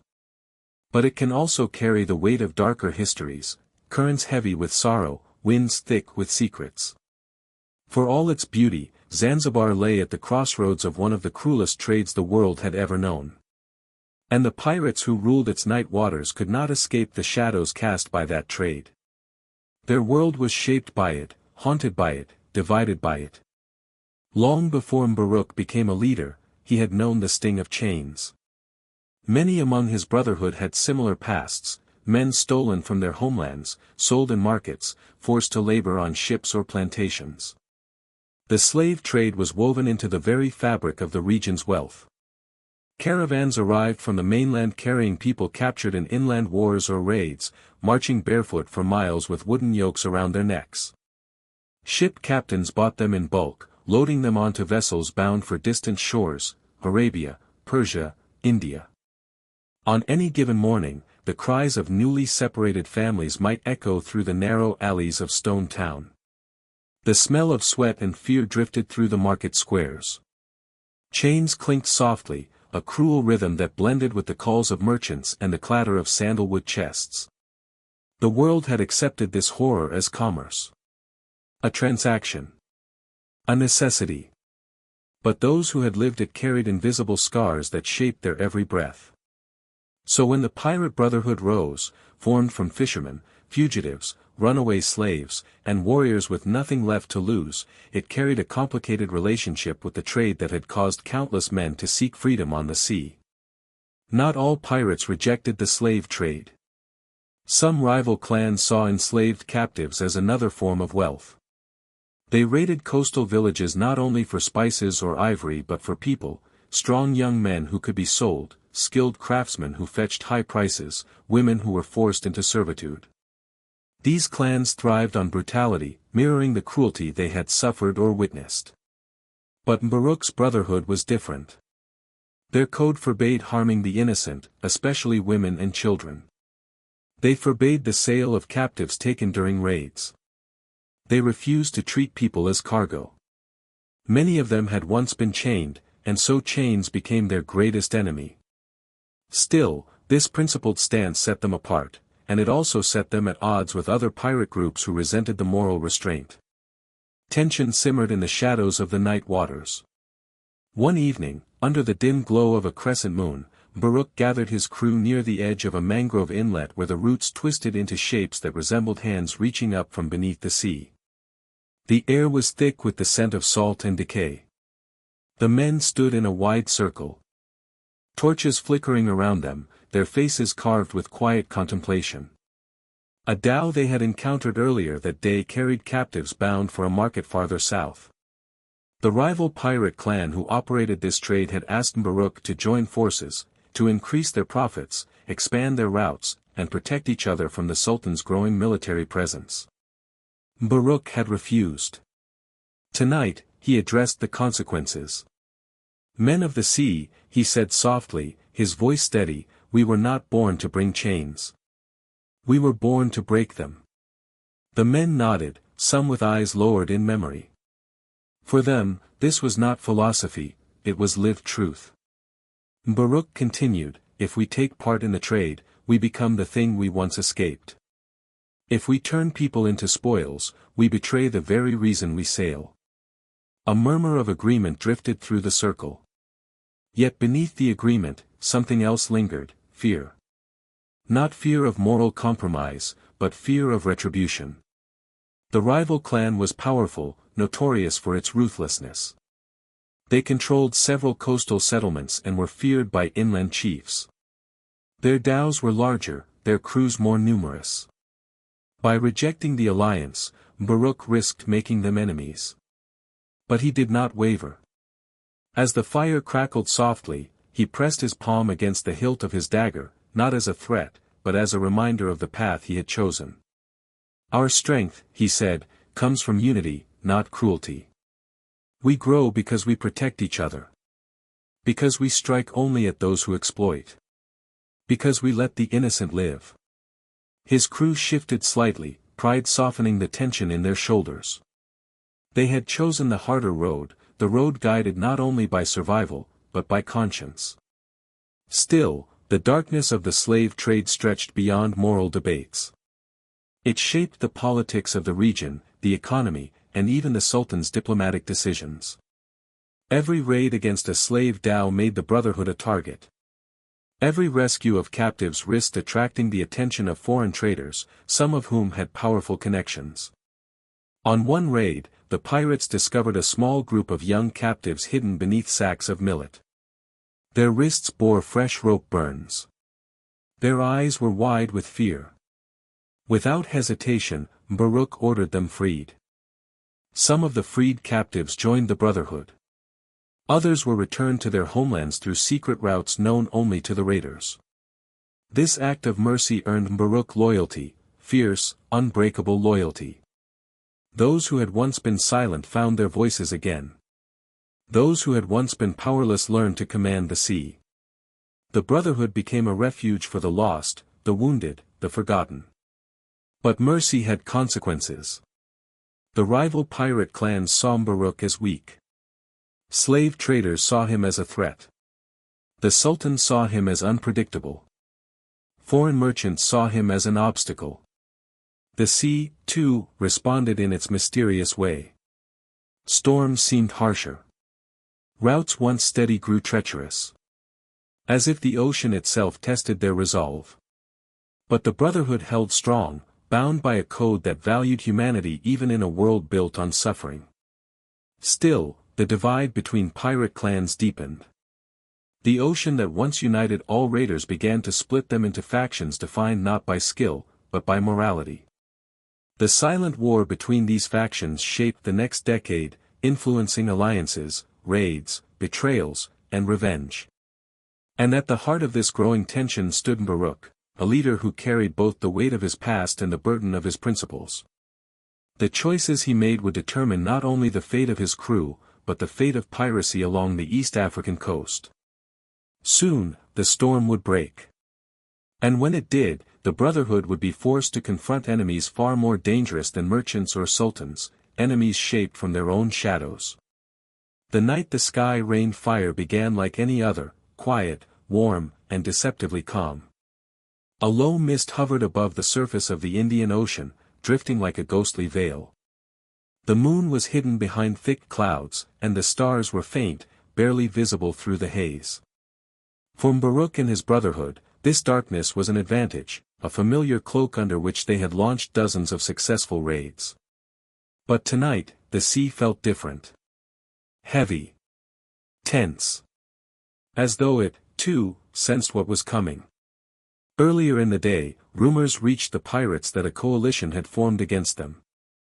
Rivals long angered by Baruch's refusal to join the slave trade had joined forces with merchants furious over stolen ivory. Even a few coastal chiefs, threatened by the Brotherhood's growing influence, had sent warriors to lend support to the coalition. And worst of all, distant foreign sailors had offered their firepower, eager to reclaim the safety of their profitable routes. This alliance formed a small fleet unlike anything the pirates had faced. Ships with reinforced hulls, trained archers, and experienced captains, men determined to crush Mbarouk's reign over the night waters. Mbarouk knew the danger. He sensed it even before scouts confirmed it. The ocean speaks in ways that words cannot capture. The stillness in the air. The erratic behavior of seabirds. The uneasy movements of fish near the surface. To an ordinary sailor, these signs meant little. But to Mbarouk, they were warnings, whispers of an oncoming storm, not made of wind or water, but of enemies. Yet the Brotherhood could not retreat. Not tonight. This was the night of the monsoon winds. This was the night they had planned their biggest strike. A massive merchant vessel was traveling toward the coast carrying ivory, clove barrels, and foreign arms, wealth enough to strengthen the Brotherhood for a decade. If they could seize it, they would secure dominance over every trade route from Zanzibar to the Comoros. As darkness thickened, the pirates readied themselves in their hidden cove. The dhows were positioned like silent predators, their sails lowered, hulls resting in shallow water. Men checked their weapons, bows, spears, daggers, all sharpened but wrapped in cloth to silence the sound. No metal gleamed, everything was darkened to blend with the night. The air vibrated with anticipation. Mbarouk walked among his men, his eyes calm, his movements deliberate. He knew what was coming, not just the raid, but something. Beyond it, something heavier. Yet he spoke with quiet steadiness, reminding them that fear was natural, but unity was unstoppable. When the tide shifted, he raised his hand, the same signal he had used for years. The dhows pushed quietly into deeper water. A soft breeze filled their sails, guiding them out of the mangrove tunnels and into open sea. The ocean stretched around them like a dark, waiting abyss. But the pirates did not fear the darkness. They carried their own sense of direction, as though guided by invisible threads woven into the fabric of the night. Hours passed. The water remained eerily still, as if holding its breath. Then a faint glow appeared in the distance, lanterns swaying on the enemy fleet. 12 ships. Too many. Far more than expected. Mbarouk halted the fleet with a silent gesture. His men stared ahead, eyes narrowing. The lanterns moved in a semicircle, forming a trap around the merchant vessel the pirates intended to raid. The coalition had anticipated them. The Brotherhood had been lured into a snare. For a moment, silence pressed against their ears, the kind of silence that precedes catastrophe. The sea beneath them felt colder, heavier. Then it happened. A shrill horn split the night. The coalition ships lit their sails with fire torches. Arrows ignited with burning cloth were launched into the sky. The night of falling stars had begun. Flaming arrows arced through the darkness, their fiery tails streaking across the sky like comets. They rained down toward the dhows with a hiss, hitting the water with explosive bursts of steam. The ocean reflected the flames, turning its calm surface into a rippling mirror of orange and gold. The pirates erupted into action. Down! Mbarouk signaled with a sharp movement. The men ducked, pulling up wooden shields layered with wet hide. Arrows thudded against them, sparks showering off. Some arrows struck water near the dhows, sending waves of heat washing across the crew. One dhow's sail caught fire, the flames racing upward in a blazing column before the crew cut the mast loose and let it fall into the sea. Chaos spread, but the pirates were not unprepared. Mbarouk angled his dhow sharply, guiding it between bursts of flame. His eyes scanned the battlefield not with fear, but with calculation. Every ship. Every wave. Every shift of wind. He read them like a map. Break their line, he signaled. Split them. 3 dhows veered left. 3 veered right. They moved in unpredictable patterns, weaving through the fiery onslaught. Their smaller size gave them agility that the heavy coalition ships lacked. But more flaming arrows rained down. The sky was alive with fire, streaks of red and gold crossing like serpents. The ocean sparked around them. Smoke drifted across the waves, forming ghostly clouds that blurred vision. A loud crack echoed. One dhow's hull had been pierced by a flaming spear. Men jumped into the water, swimming desperately as flames licked the craft. Another dhow was rammed by a larger vessel, its side crushed with violent force. Still, Baruch pushed forward. His dhow darted between two enemy ships, slipping through a gap so narrow that the hulls scraped each other. His crew boarded the nearest vessel with silent ferocity, overwhelming the surprised sailors. They fought swiftly, not for plunder but for survival. Baruch moved like a shadow through the fray, silent, precise, unyielding. A sudden explosion lit the sea. A store of gunpowder had ignited on one of the coalition ships. The blast shook the ocean, sending waves rolling over the dhows. Fire spread across the wreckage, drifting like burning petals on the tide. The pirates regrouped, battered but not defeated. Their forces were scattered, but their will remained firm. They fought with desperation, not for glory, but to protect the brotherhood they had built, a brotherhood that had become their home, their refuge, their identity. Hours passed. The fire eventually dimmed. The screams faded. Smoke drifted away on the morning wind. As dawn broke, the aftermath became visible. Ships burned. Some lay half-sunken. The ocean was littered with debris and silence. The coalition fleet was wounded but not destroyed. The pirates had survived, but at a tremendous cost. Several dhows were gone. Many men were lost. Baruch stood amid the wreckage, the early sunlight warming his shoulders. His expression was unreadable, calm, but heavy with the weight of everything that had changed. The battle was not victory. It was not defeat. It was a warning. The world had seen their strength. Now it would come for them with full force. And this battle, the night of falling stars, marked the beginning of the storm that would shape their destiny forever. The sea healed slowly after the night of falling stars. For days, smoke drifted across the horizon like morning veils, rising from the charred ruins of ships swallowed by the tide. The pirates tended to their wounded, repaired torn sails, and buried fallen brothers in quiet ceremonies beneath the mangroves.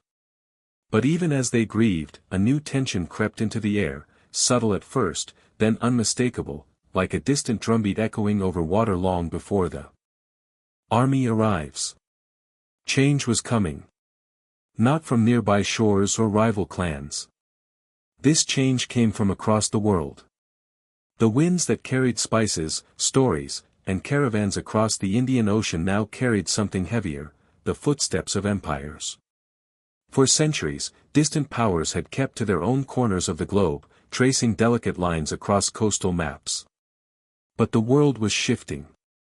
Steamships began to conquer routes once ruled only by the monsoon winds. Foreign flags appeared on horizons once untouched. And whispers spread through coastal markets, Europe was coming, not as traders or guests, but as masters. Zanzibar had always been a place where worlds collided.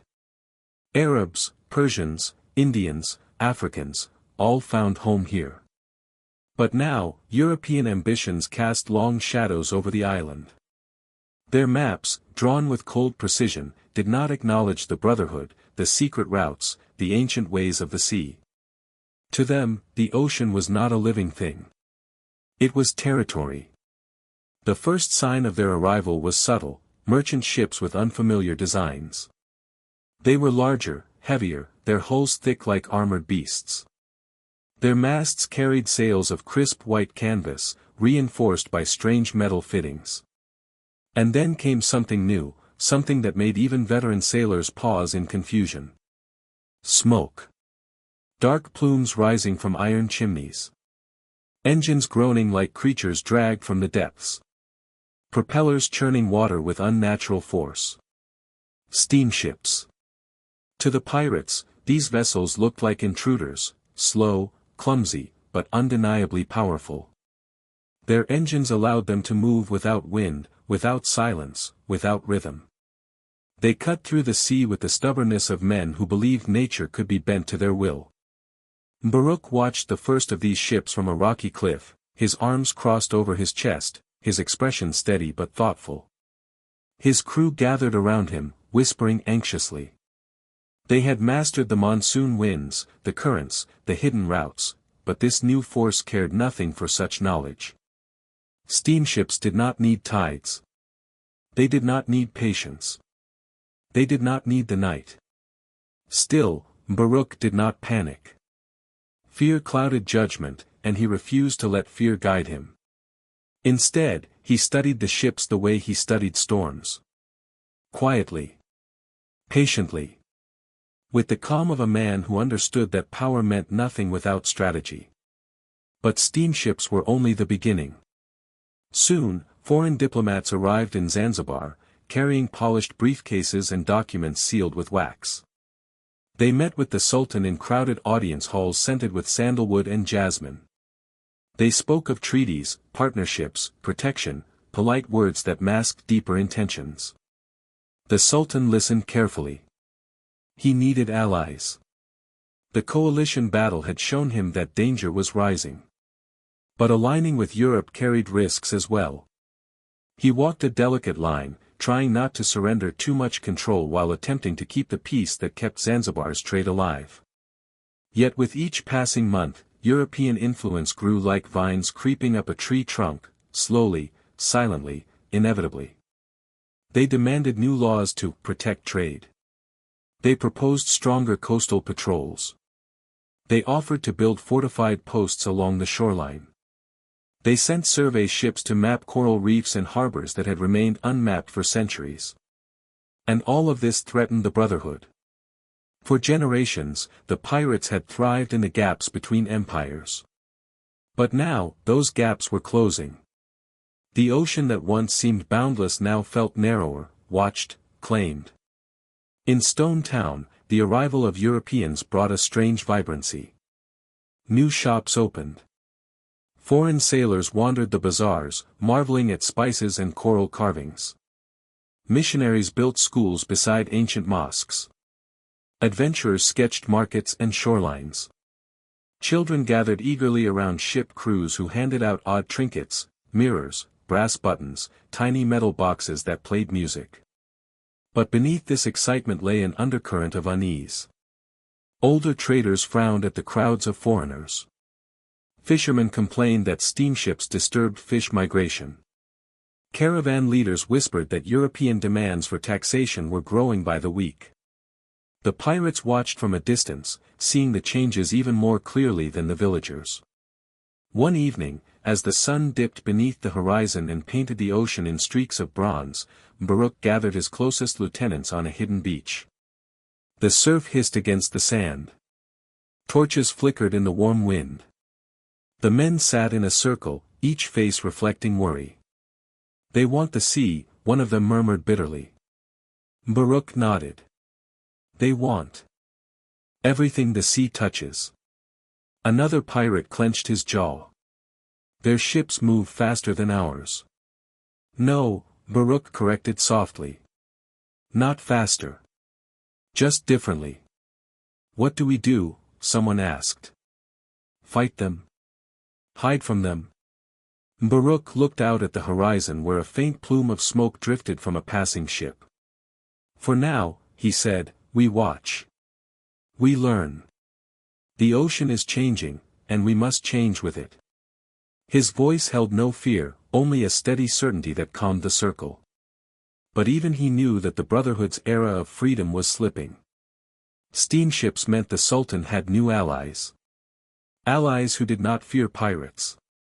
Allies who believed the ocean could be ruled like land. And soon, foreign empires demanded the Sultan control his waters. Control the pirates. End the raids. Clear the trade routes. Bring stability. Stability was their word for domination. The Sultan, pressed by threats and promises, began to comply. He increased patrols. He authorized searches of suspicious ships. He requested reports from coastal chiefs. Slowly, the walls began to close in. For the Brotherhood, the golden age was dimming. The tides that once brought opportunity now carried danger. The wind that once whispered freedom now brought the scent of foreign coal. The stars that once guided dhows now glinted off metal hulls. And as the world shifted, the pirates realized that their greatest enemy was no longer the Sultan or rival clans, it was time itself. A changing era. A rising empire. A world growing louder, faster, and less forgiving of shadows. The storm had begun. And the Brotherhood would soon face challenges fiercer than any battle of fire and arrows. The betrayal did not arrive with shouting or clashing steel. It came quietly, slipping into the Brotherhood's world the way a snake slips into tall grass, silent, invisible, deadly. It began with whispers carried by the wind, rumors of strange movements along the northern coast, chiefs meeting with unfamiliar men, and dhows gathering in places usually empty at this time of year. At first, Baruch dismissed it as the usual unrest stirred by the growing presence of European ships. But the sea, which had always been his ally, felt uneasy. And he had learned long ago that when the sea grew restless, danger was never far behind. One humid night, when the moon was nothing more than a faint smudge behind drifting clouds, Baruch stood on the sandbar of Mangapwani, a stretch of coastline known for its limestone cliffs and deep, echoing caves. The waves washed gently over his feet, cool and rhythmic. He came here often to think, away from the watchful eyes of his crew. The quiet soothed him. But tonight, the air carried a strange heaviness, as though the ocean itself was holding back a warning. Behind him, the sound of footsteps approached. It was Juma, a broad-shouldered man with a calm disposition and eyes that always looked slightly saddened. He had sailed with Baruch for years, surviving storms, battles, and hunger by his side. "They're meeting tonight," Juma said softly. "At the upper cave. You should hear this." Baruch did not need to ask who they were. He simply nodded. The two men made their way inland, weaving through palm groves until they reached the limestone cliffs. The entrance to the cave rose before them, black and yawning, like the mouth of something ancient. Torches flickered inside, their light dancing against the stone walls. Baruch and Juma slipped into a hidden crevice overlooking the cave floor, careful not to reveal themselves. What they saw below made Baruch's heart tighten. Several pirates from the Brotherhood stood in a loose circle, men he trusted, men he had fought beside. Their backs were tense, their faces drawn with conflict. At the center stood a figure Baruch recognized instantly, Kalfani. Kalfani was once one of the Brotherhood's finest helmsmen, known for his laughter and unshakable courage. But since the arrival of the steamships and the coalition battles, something had changed in him. His laughter faded. His temper sharpened. His loyalty wavered. Tonight, his voice echoed through the cave, low and bitter. "Baruch is leading us to ruin," he said. "We lose brothers every month. Our dhows burn while he holds to old rules that no longer protect us." A murmur rose among the group. "He forbids taking captives," Kalfani continued. "He refuses alliances that could strengthen us. We cling to honor while the world marches forward with iron and fire." Another man nodded hesitantly. "But he saved many of us. Without him, we'd be dead." Kalfani interrupted. "We'll be dead anyway if we continue like this." The torches crackled. Shadows danced across the walls like restless spirits. "We need new alliances," Kalfani said. "Powerful ones. The chiefs to the north are ready to support us. Even some foreign traders are willing to help, if we give them what they want." A cold silence filled the cave. Baruch knew what they wanted. Captives. Human beings. The very trade the Brotherhood had sworn never to join. Kalfani spread his hands. We cannot survive on principles alone. We must adapt. Or we will vanish like mist at sunrise. The men murmured again, some agreeing, others conflicted. Juma clenched his fists beside Mbaruk. We should stop this now, he whispered. But Mbaruk shook his head. Not yet. He needed to hear every word. One of the younger pirates spoke up, his voice shaking. If we betray the code, are we still the Brotherhood? Kalfani stepped closer, eyes burning with a mix of anger and desperation. Codes don't feed us. Codes don't save us. Strength does. Survival does. And Mbaruk has forgotten that. The final blow came softly, almost gently. He will get us all killed. Mbaruk lowered his head slightly, absorbing the words without flinching. Betrayal did not need violence to pierce a heart. Sometimes it came wrapped in logic, whispered by those who once stood at your side. When the meeting ended and the pirates dispersed, Mbaruk and Juma slipped away, moving in silence until they reached the shoreline. The waves rolled toward them in soft, foamy lines. The air smelled of sea salt and night blossoms. Juma finally spoke, voice trembling with fury. We must confront him. The council must hear of this. Mbaruk gazed out at the dark horizon. If we punish him now, half the men will side with him. Doubt has already taken root. Then what do we do? Mbaruk took a slow breath. We wait. A storm reveals true loyalties. He said it calmly, but inside, something was breaking, something fragile he had preserved for years. Kalfani was not just a crewmate, he was a brother. To see him swayed by fear, by temptation, by power, it felt like watching a dhow drift into rocks, unable to save it. Days passed. The tension grew like a tightening rope. Kalfani began steering small factions away during missions, ignoring signals, questioning orders. He met with foreign traders at night, exchanging whispers and promises. Some pirates avoided his gaze. Others gravitated toward him, drawn by his confidence and boldness. Then came the night of betrayal. A dhow carrying supplies for the Brotherhood vanished. At first, the crew assumed it had been caught in a storm. But evidence soon surfaced, fresh footprints near a hidden inlet, a rope bearing Kalfani's signature knot, and a trail of supplies leading toward the northern chief's territory. He had stolen from them. He had broken the code. He had taken men with him. Mbaruk felt no anger, only sorrow. At dawn, he gathered the Brotherhood beneath the mangroves. The light filtered through the leaves in thin golden rays.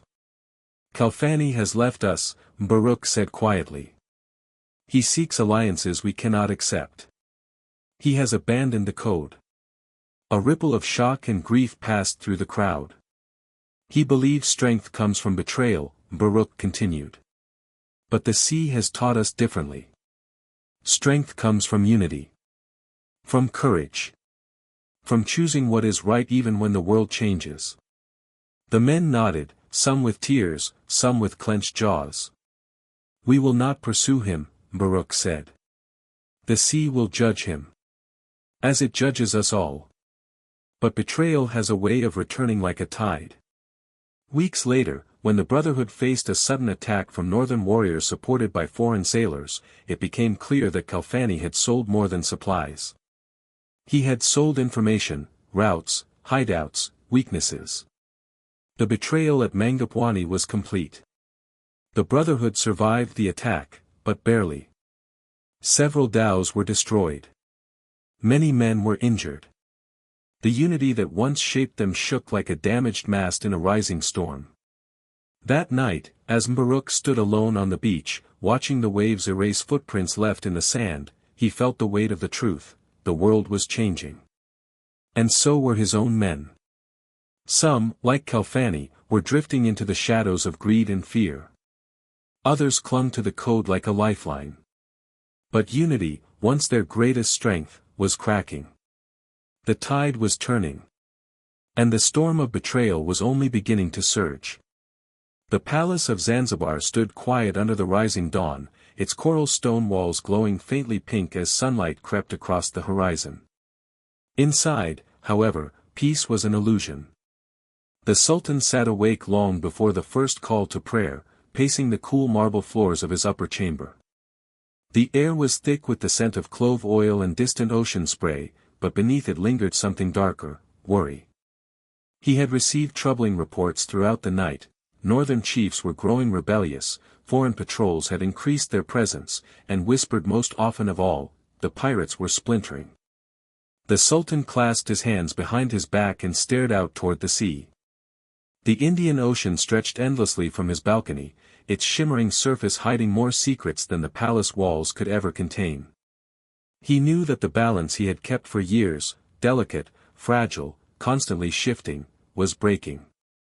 And if he did nothing now, the entire island could descend into chaos. The attack orchestrated with Kalfani's betrayal had shown him what he feared most: the pirates were no longer unified. Some followed Mbaruk and the old code. Others followed greed and survival. And in chaos, alliances could form that would threaten both the throne and Zanzibar's most valuable trade routes. The Sultan could not allow this. By midday, he summoned his council. Advisors gathered in the audience chamber under the shade of a carved wooden ceiling, its beams etched with centuries-old floral patterns. They sat in a wide circle around a low table studded with ivory pegs, a silent reminder of the island's prosperity. The Sultan entered slowly, robes swaying like drifting clouds. His expression was calm, yet his eyes carried an unspoken urgency. "We can no longer ignore the matter," he began. "The Brotherhood grows unstable. Foreign eyes observe our weakness. Trade suffers. And the chiefs question our authority." One advisor leaned forward. "Your Majesty, there were benefits to tolerating the pirates, benefits we no longer enjoy. They once helped suppress rivals," another added. "Now they raid without restraint." A third cleared his throat. "The Europeans ask again when you will secure your waters." The Sultan exhaled softly. "Then we must act." Across the city, word traveled quickly through the winding alleys of Stone Town. Palace guards marched with new resolve. Envoys were dispatched to coastal villages. New taxes were announced, measures designed to pressure the chiefs who secretly supported pirate factions. But the boldest order was the one whispered behind closed doors: a royal crackdown. A cleansing of the night waters. For the first time in years, the Sultan authorized the building of armed patrol ships equipped with foreign cannons. He hired seasoned navigators from Arabia, warriors from inland kingdoms, and even a handful of European advisors, men familiar with iron discipline and harsh punishments. The Sultan did not tell them to kill the pirates. He told them to dismantle them. The strategy was subtle. He tightened restrictions at the ports so pirates could not sell ivory or spices easily. He pressured chiefs to withdraw support, offering them gold and titles. He sent spies into coastal towns to root out informants loyal to Mbaruk. He placed strategic guards at freshwater sources to force raiders inland. He created safe routes for foreign merchants to reduce pirate opportunities. And finally, he issued an ultimatum disguised as a peaceful offer, a summons requesting Mbaruk's presence at the palace. The message reached the Brotherhood just before twilight. Mbaruk read the parchment beneath the shade of palm trees. The words were polite, wrapped in flowery language about peace and negotiation, but he recognized the trap instantly. If he went, he risked imprisonment. If he refused, he gave the Sultan justification to strike harder. His crew gathered around him, tension crackling in the humid air. "What does he want?" one pirate asked. "To break us," another muttered. Juma stepped forward. "We cannot trust him." Mbaruk closed his eyes briefly, listening to the subtle rhythm of the waves. The tide was rising, slow, steady, relentless. "The Sultan is not our enemy," he said quietly. "Ambition is. Fear is. Power is. He folded the parchment slowly. But we will not walk into a cage. The men nodded. Their faith in him was shaken by recent betrayals, but not broken. They trusted his calm mind even more than his sharp blade. Baruch made a decision: they would remain invisible. For weeks, the Brotherhood hid in mangrove tunnels and remote islets where the Sultan's new patrol ships could not follow. They traveled under moonless nights, relying on the secret routes that no map could trace. But hiding drained their strength. Supplies dwindled. Fresh water grew scarce. And every day, news arrived of more chiefs submitting to the Sultan's demands. Then came the first direct confrontation. A fleet of royal patrol ships discovered one of the Brotherhood's small dhows docked at an inlet near Pemba.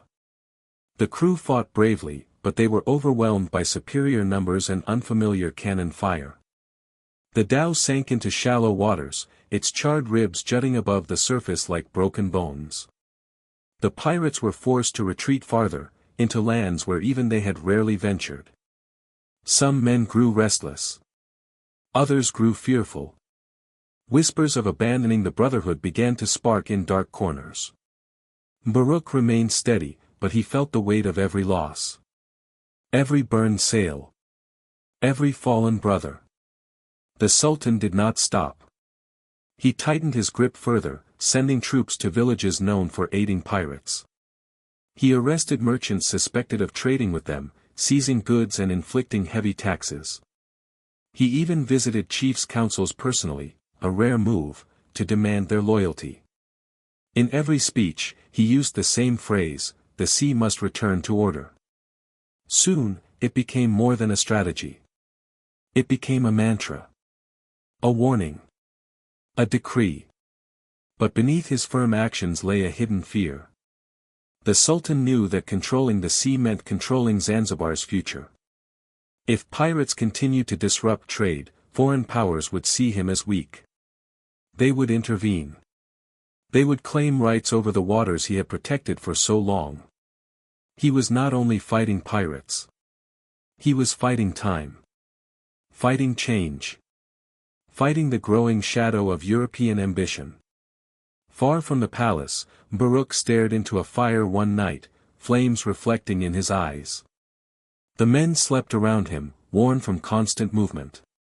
Juma sat nearby, sharpening a blade. "This is not just the Sultan," Juma murmured. "This is the world moving against us." Baruch nodded slowly. "The sea is changing. What will we do?" Baruch watched the sparks drift upward, disappearing into the night. "We will endure," he said softly. "But we will not become what they want us to be." His voice carried a quiet conviction, yet beneath it, even he could sense the shift. The Brotherhood's golden era was fading. The Sultan's crackdown was tightening like a net. And the world beyond Zanzibar was preparing to reshape the coastline forever. But the story was not over yet. For even kings, armed with power and allies, would soon discover that the sea chooses its own loyalties. And the Brotherhood, though battered, was not ready to surrender its claim to the night waters. The end of an era never arrives with a single moment. It creeps in quietly, like fog rolling over the surface of the sea, soft and patient, until suddenly the world you once knew is hidden behind a pale curtain of memory. For the Zanzibar pirates, the slow fading of their golden age unfolded not with the thunder of cannons or the clash of armies, but with silence, an unfamiliar, unwelcome silence that settled over their coves, their dhows, their very spirits. The sea was still theirs, yet something vital had shifted. The Brotherhood felt it in every breath of wind, in every tide that came in slower than expected, in every long night where no opportunity appeared on the horizon. Once, the night waters had been alive with possibility. Now, they felt like a vast empty plain. On a moonless night, Baruch sat alone at the edge of a mangrove channel, watching the tide retreat. The roots around him rose like twisted pillars, half submerged in dark water. Crickets hummed softly in the distance. The faint glow of fireflies flickered above the mudflats, casting tiny emerald reflections on the still surface.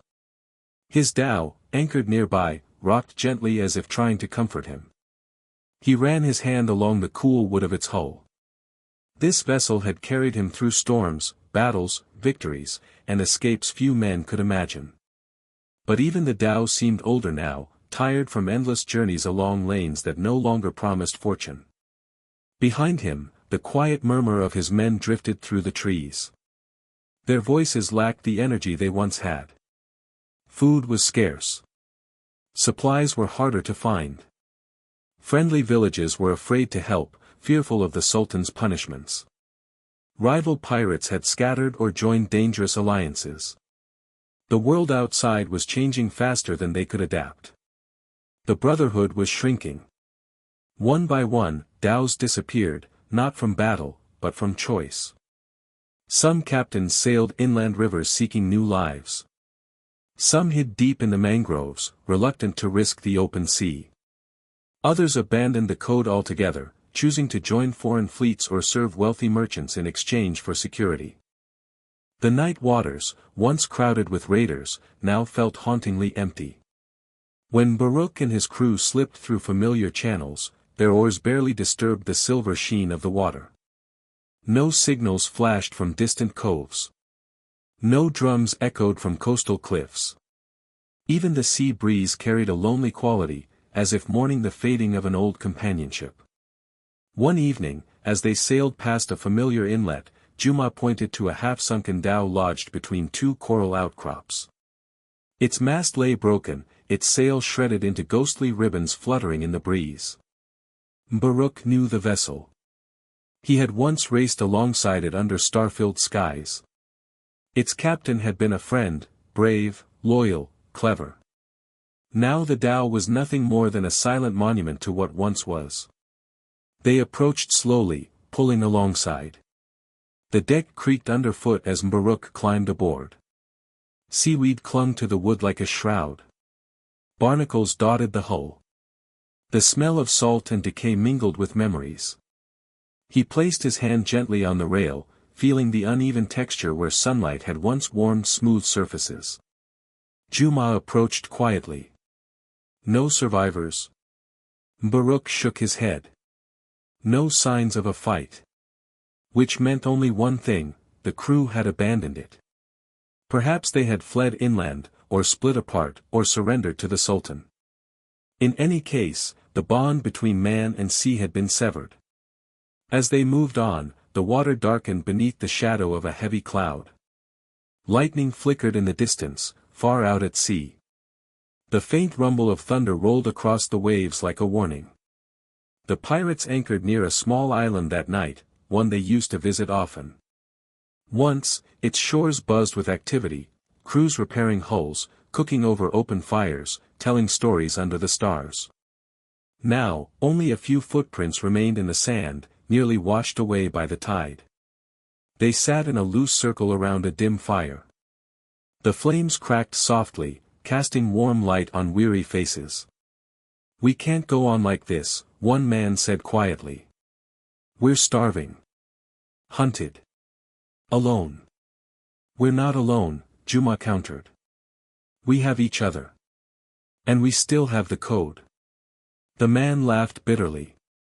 "The code doesn't fill our stomachs." Baruch listened in silence, gaze lowered, fingers tracing the hilt of his dagger. He felt every word like a weight on his chest. The brotherhood he had built with such devotion was cracking, not because of a single betrayal, but because of time, because the world no longer had space for men like them. The Sultan's patrols tightened every week. European ships circled the coast like metallic predators.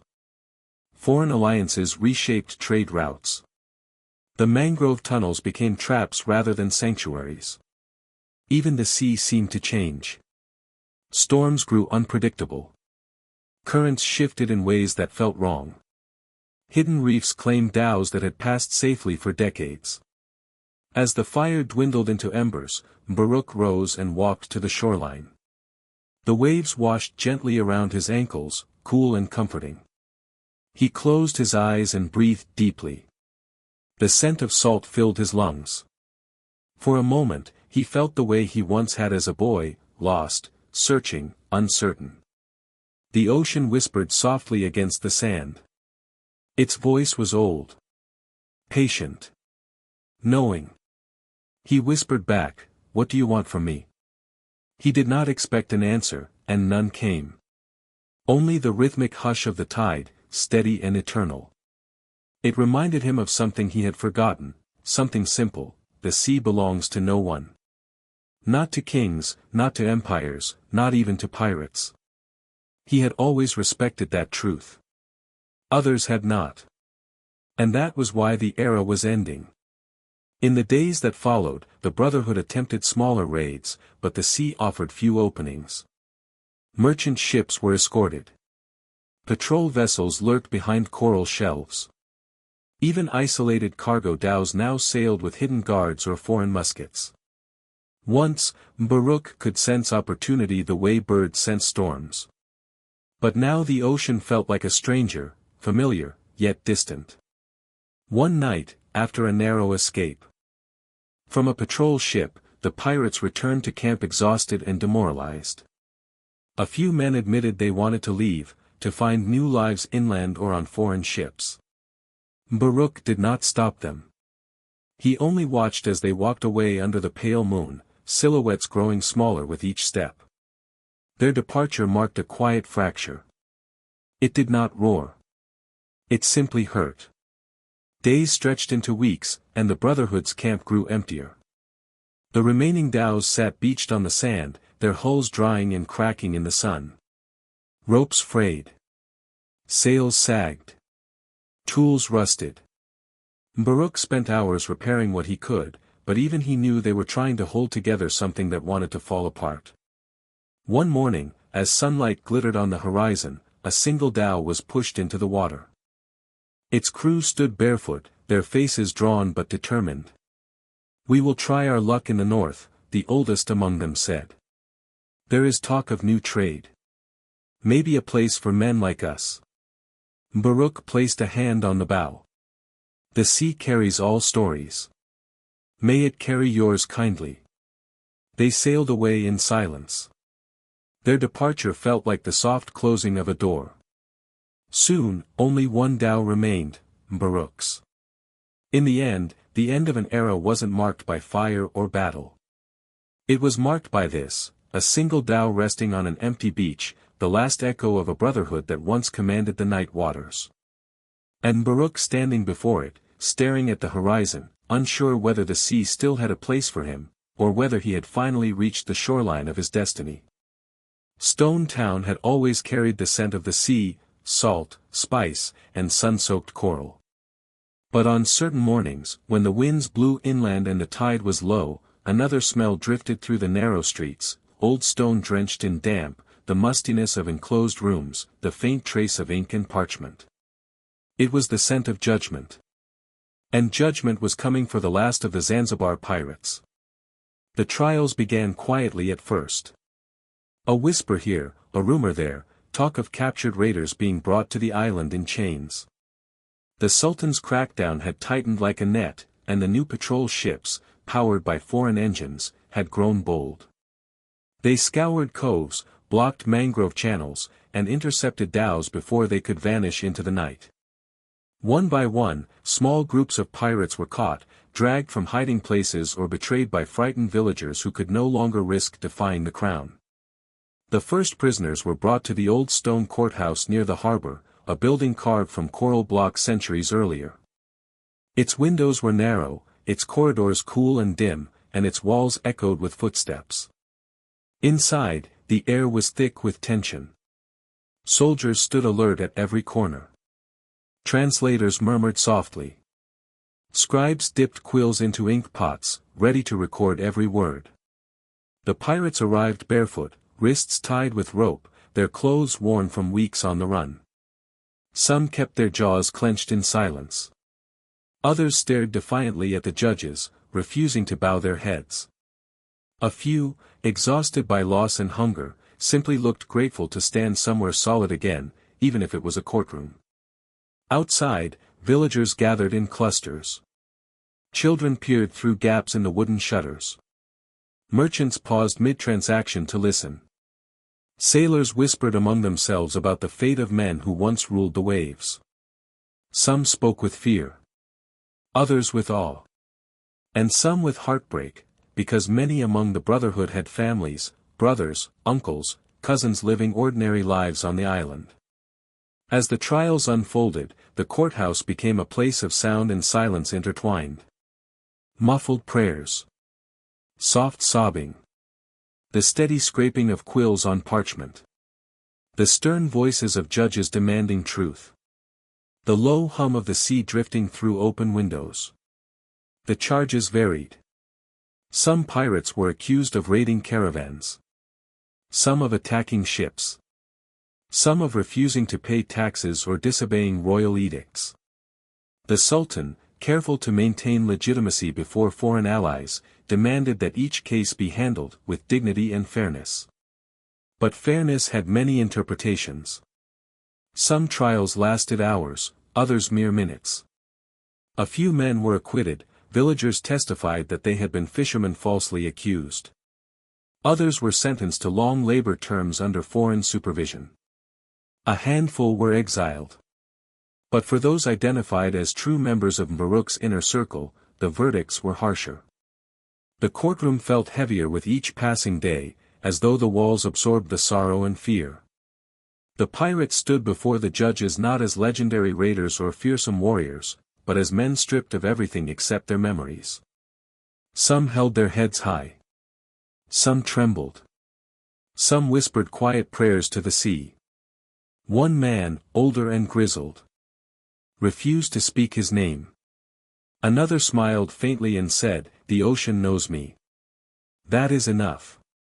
A young pirate, barely out of boyhood, looked around the chamber with wide, frightened eyes, whispering, "Where is Captain Baruch? Did he escape?" No one answered him. Even the guards avoided his gaze. Among the prisoners was Salim, a quiet navigator known for guiding dhows through impossible coral pathways. During his trial, he stood with his hands bound, eyes calm. The judge asked, "Do you deny being part of the pirate brotherhood?" Salim shook his head. "I deny nothing." "Then why continue this life?" the judge demanded. Salim's voice was tired but steady. "Because the sea chose me. And I followed where it led." A murmur rippled through the courtroom, admiration mixed with unease. Another pirate, black-haired and solemn, lifted his chin proudly. "We harmed no women or children," he declared. "We took only from those who took from us. Can the same be said of all who sit in judgment?" The judge's expression tightened, but he remained silent. Punishments varied. Some were sentenced to public lashings. Others to long imprisonment in stone chambers that overlooked the sea they once commanded. A few faced execution, carried out quietly at dawn so the city would not erupt into conflict. The Sultan wanted closure, not chaos. But the courthouse was more than a place of sentences. It became a place of stories, stories that would shape how future generations remembered the pirates. Every testimony revealed fragments of their lives, the storms they survived, the raids they orchestrated, the injustices that pushed them into the shadows. Scribes recorded these stories in neat flowing script, unaware that they were capturing the echo of a dying era. One day, a frail woman entered the courthouse. She wore a worn shawl and leaned heavily on a wooden cane. She approached the judges with trembling steps. "My son," she said softly, pointing to a young pirate brought in chains, "is not a criminal. He fished these waters since he was a child. He joined the Brotherhood because they gave him food when we had none." Her voice broke, and the courtroom fell silent. "He was just hungry," she whispered. The judges exchanged glances. Some hardened their hearts. Others softened.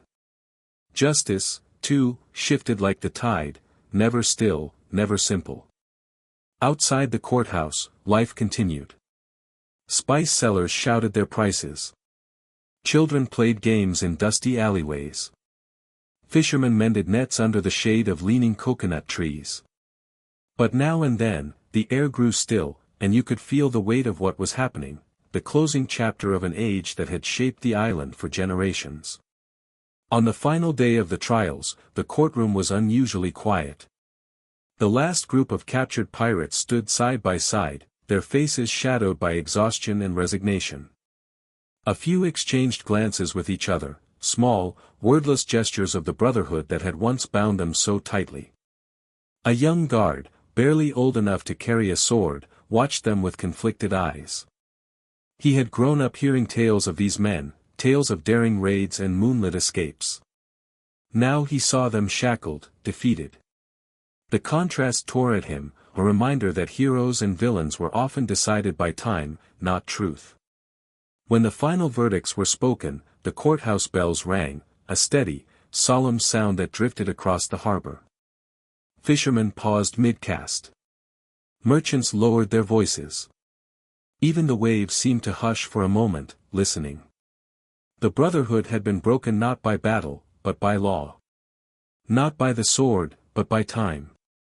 Yet as the prisoners were led away through narrow streets, something lingered in the air, an unspoken understanding that though their bodies were captured, their stories would not be. The sea remembers. The wind remembers. Stone remembers. And in the quiet chambers of the old courthouse, where ink dried on parchment and footsteps echoed off coral walls, the trials of the Zanzibar pirates became part of the island's pulse, etched into history like the grooves worn into ancient stone. Long after the brotherhood faded from the waters, their presence lingered in quiet, mysterious ways along the Swahili coast, soft reminders that refused to disappear.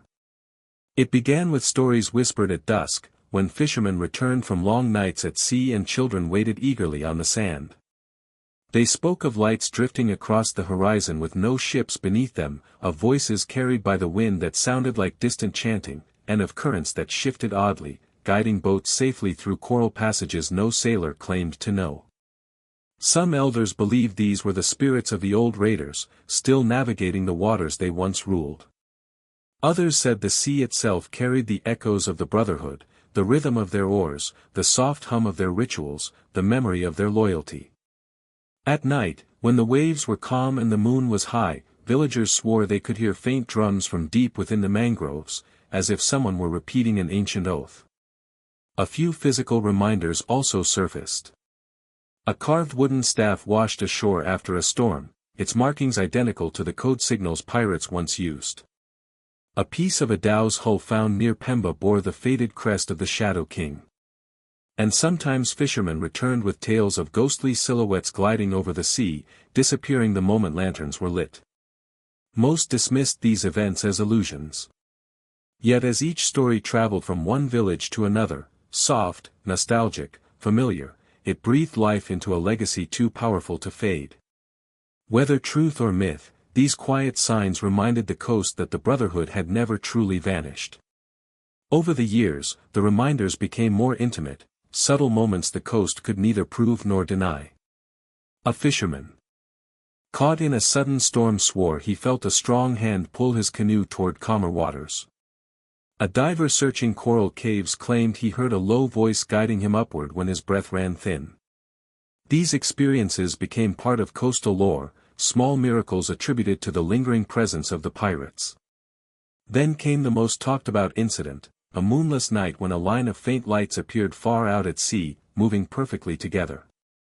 The lighthouse keeper watching them insisted they traveled with the precision of trained sailors, yet there was no wind, no sound, and no hull beneath the glow.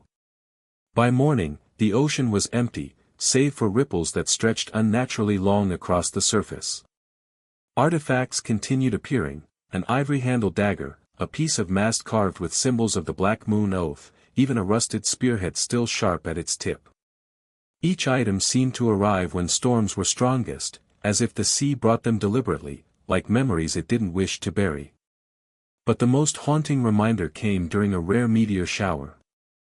As streaks of fire lit the sky, villagers along the coast saw a silent procession of translucent dhows moving across the water, their sails glowing faintly in the starlight. Some insisted it was imagination. Others fell to their knees in awe. By dawn, nothing remained but still water and a deep sense of peace. Whatever the truth, the people of Zanzibar accepted one idea: the Brotherhood had left, but the sea kept their memory alive, sharing it gently, the way waves return again and again to the shore. In the years that followed, the story of the Zanzibar Pirates softened into legend.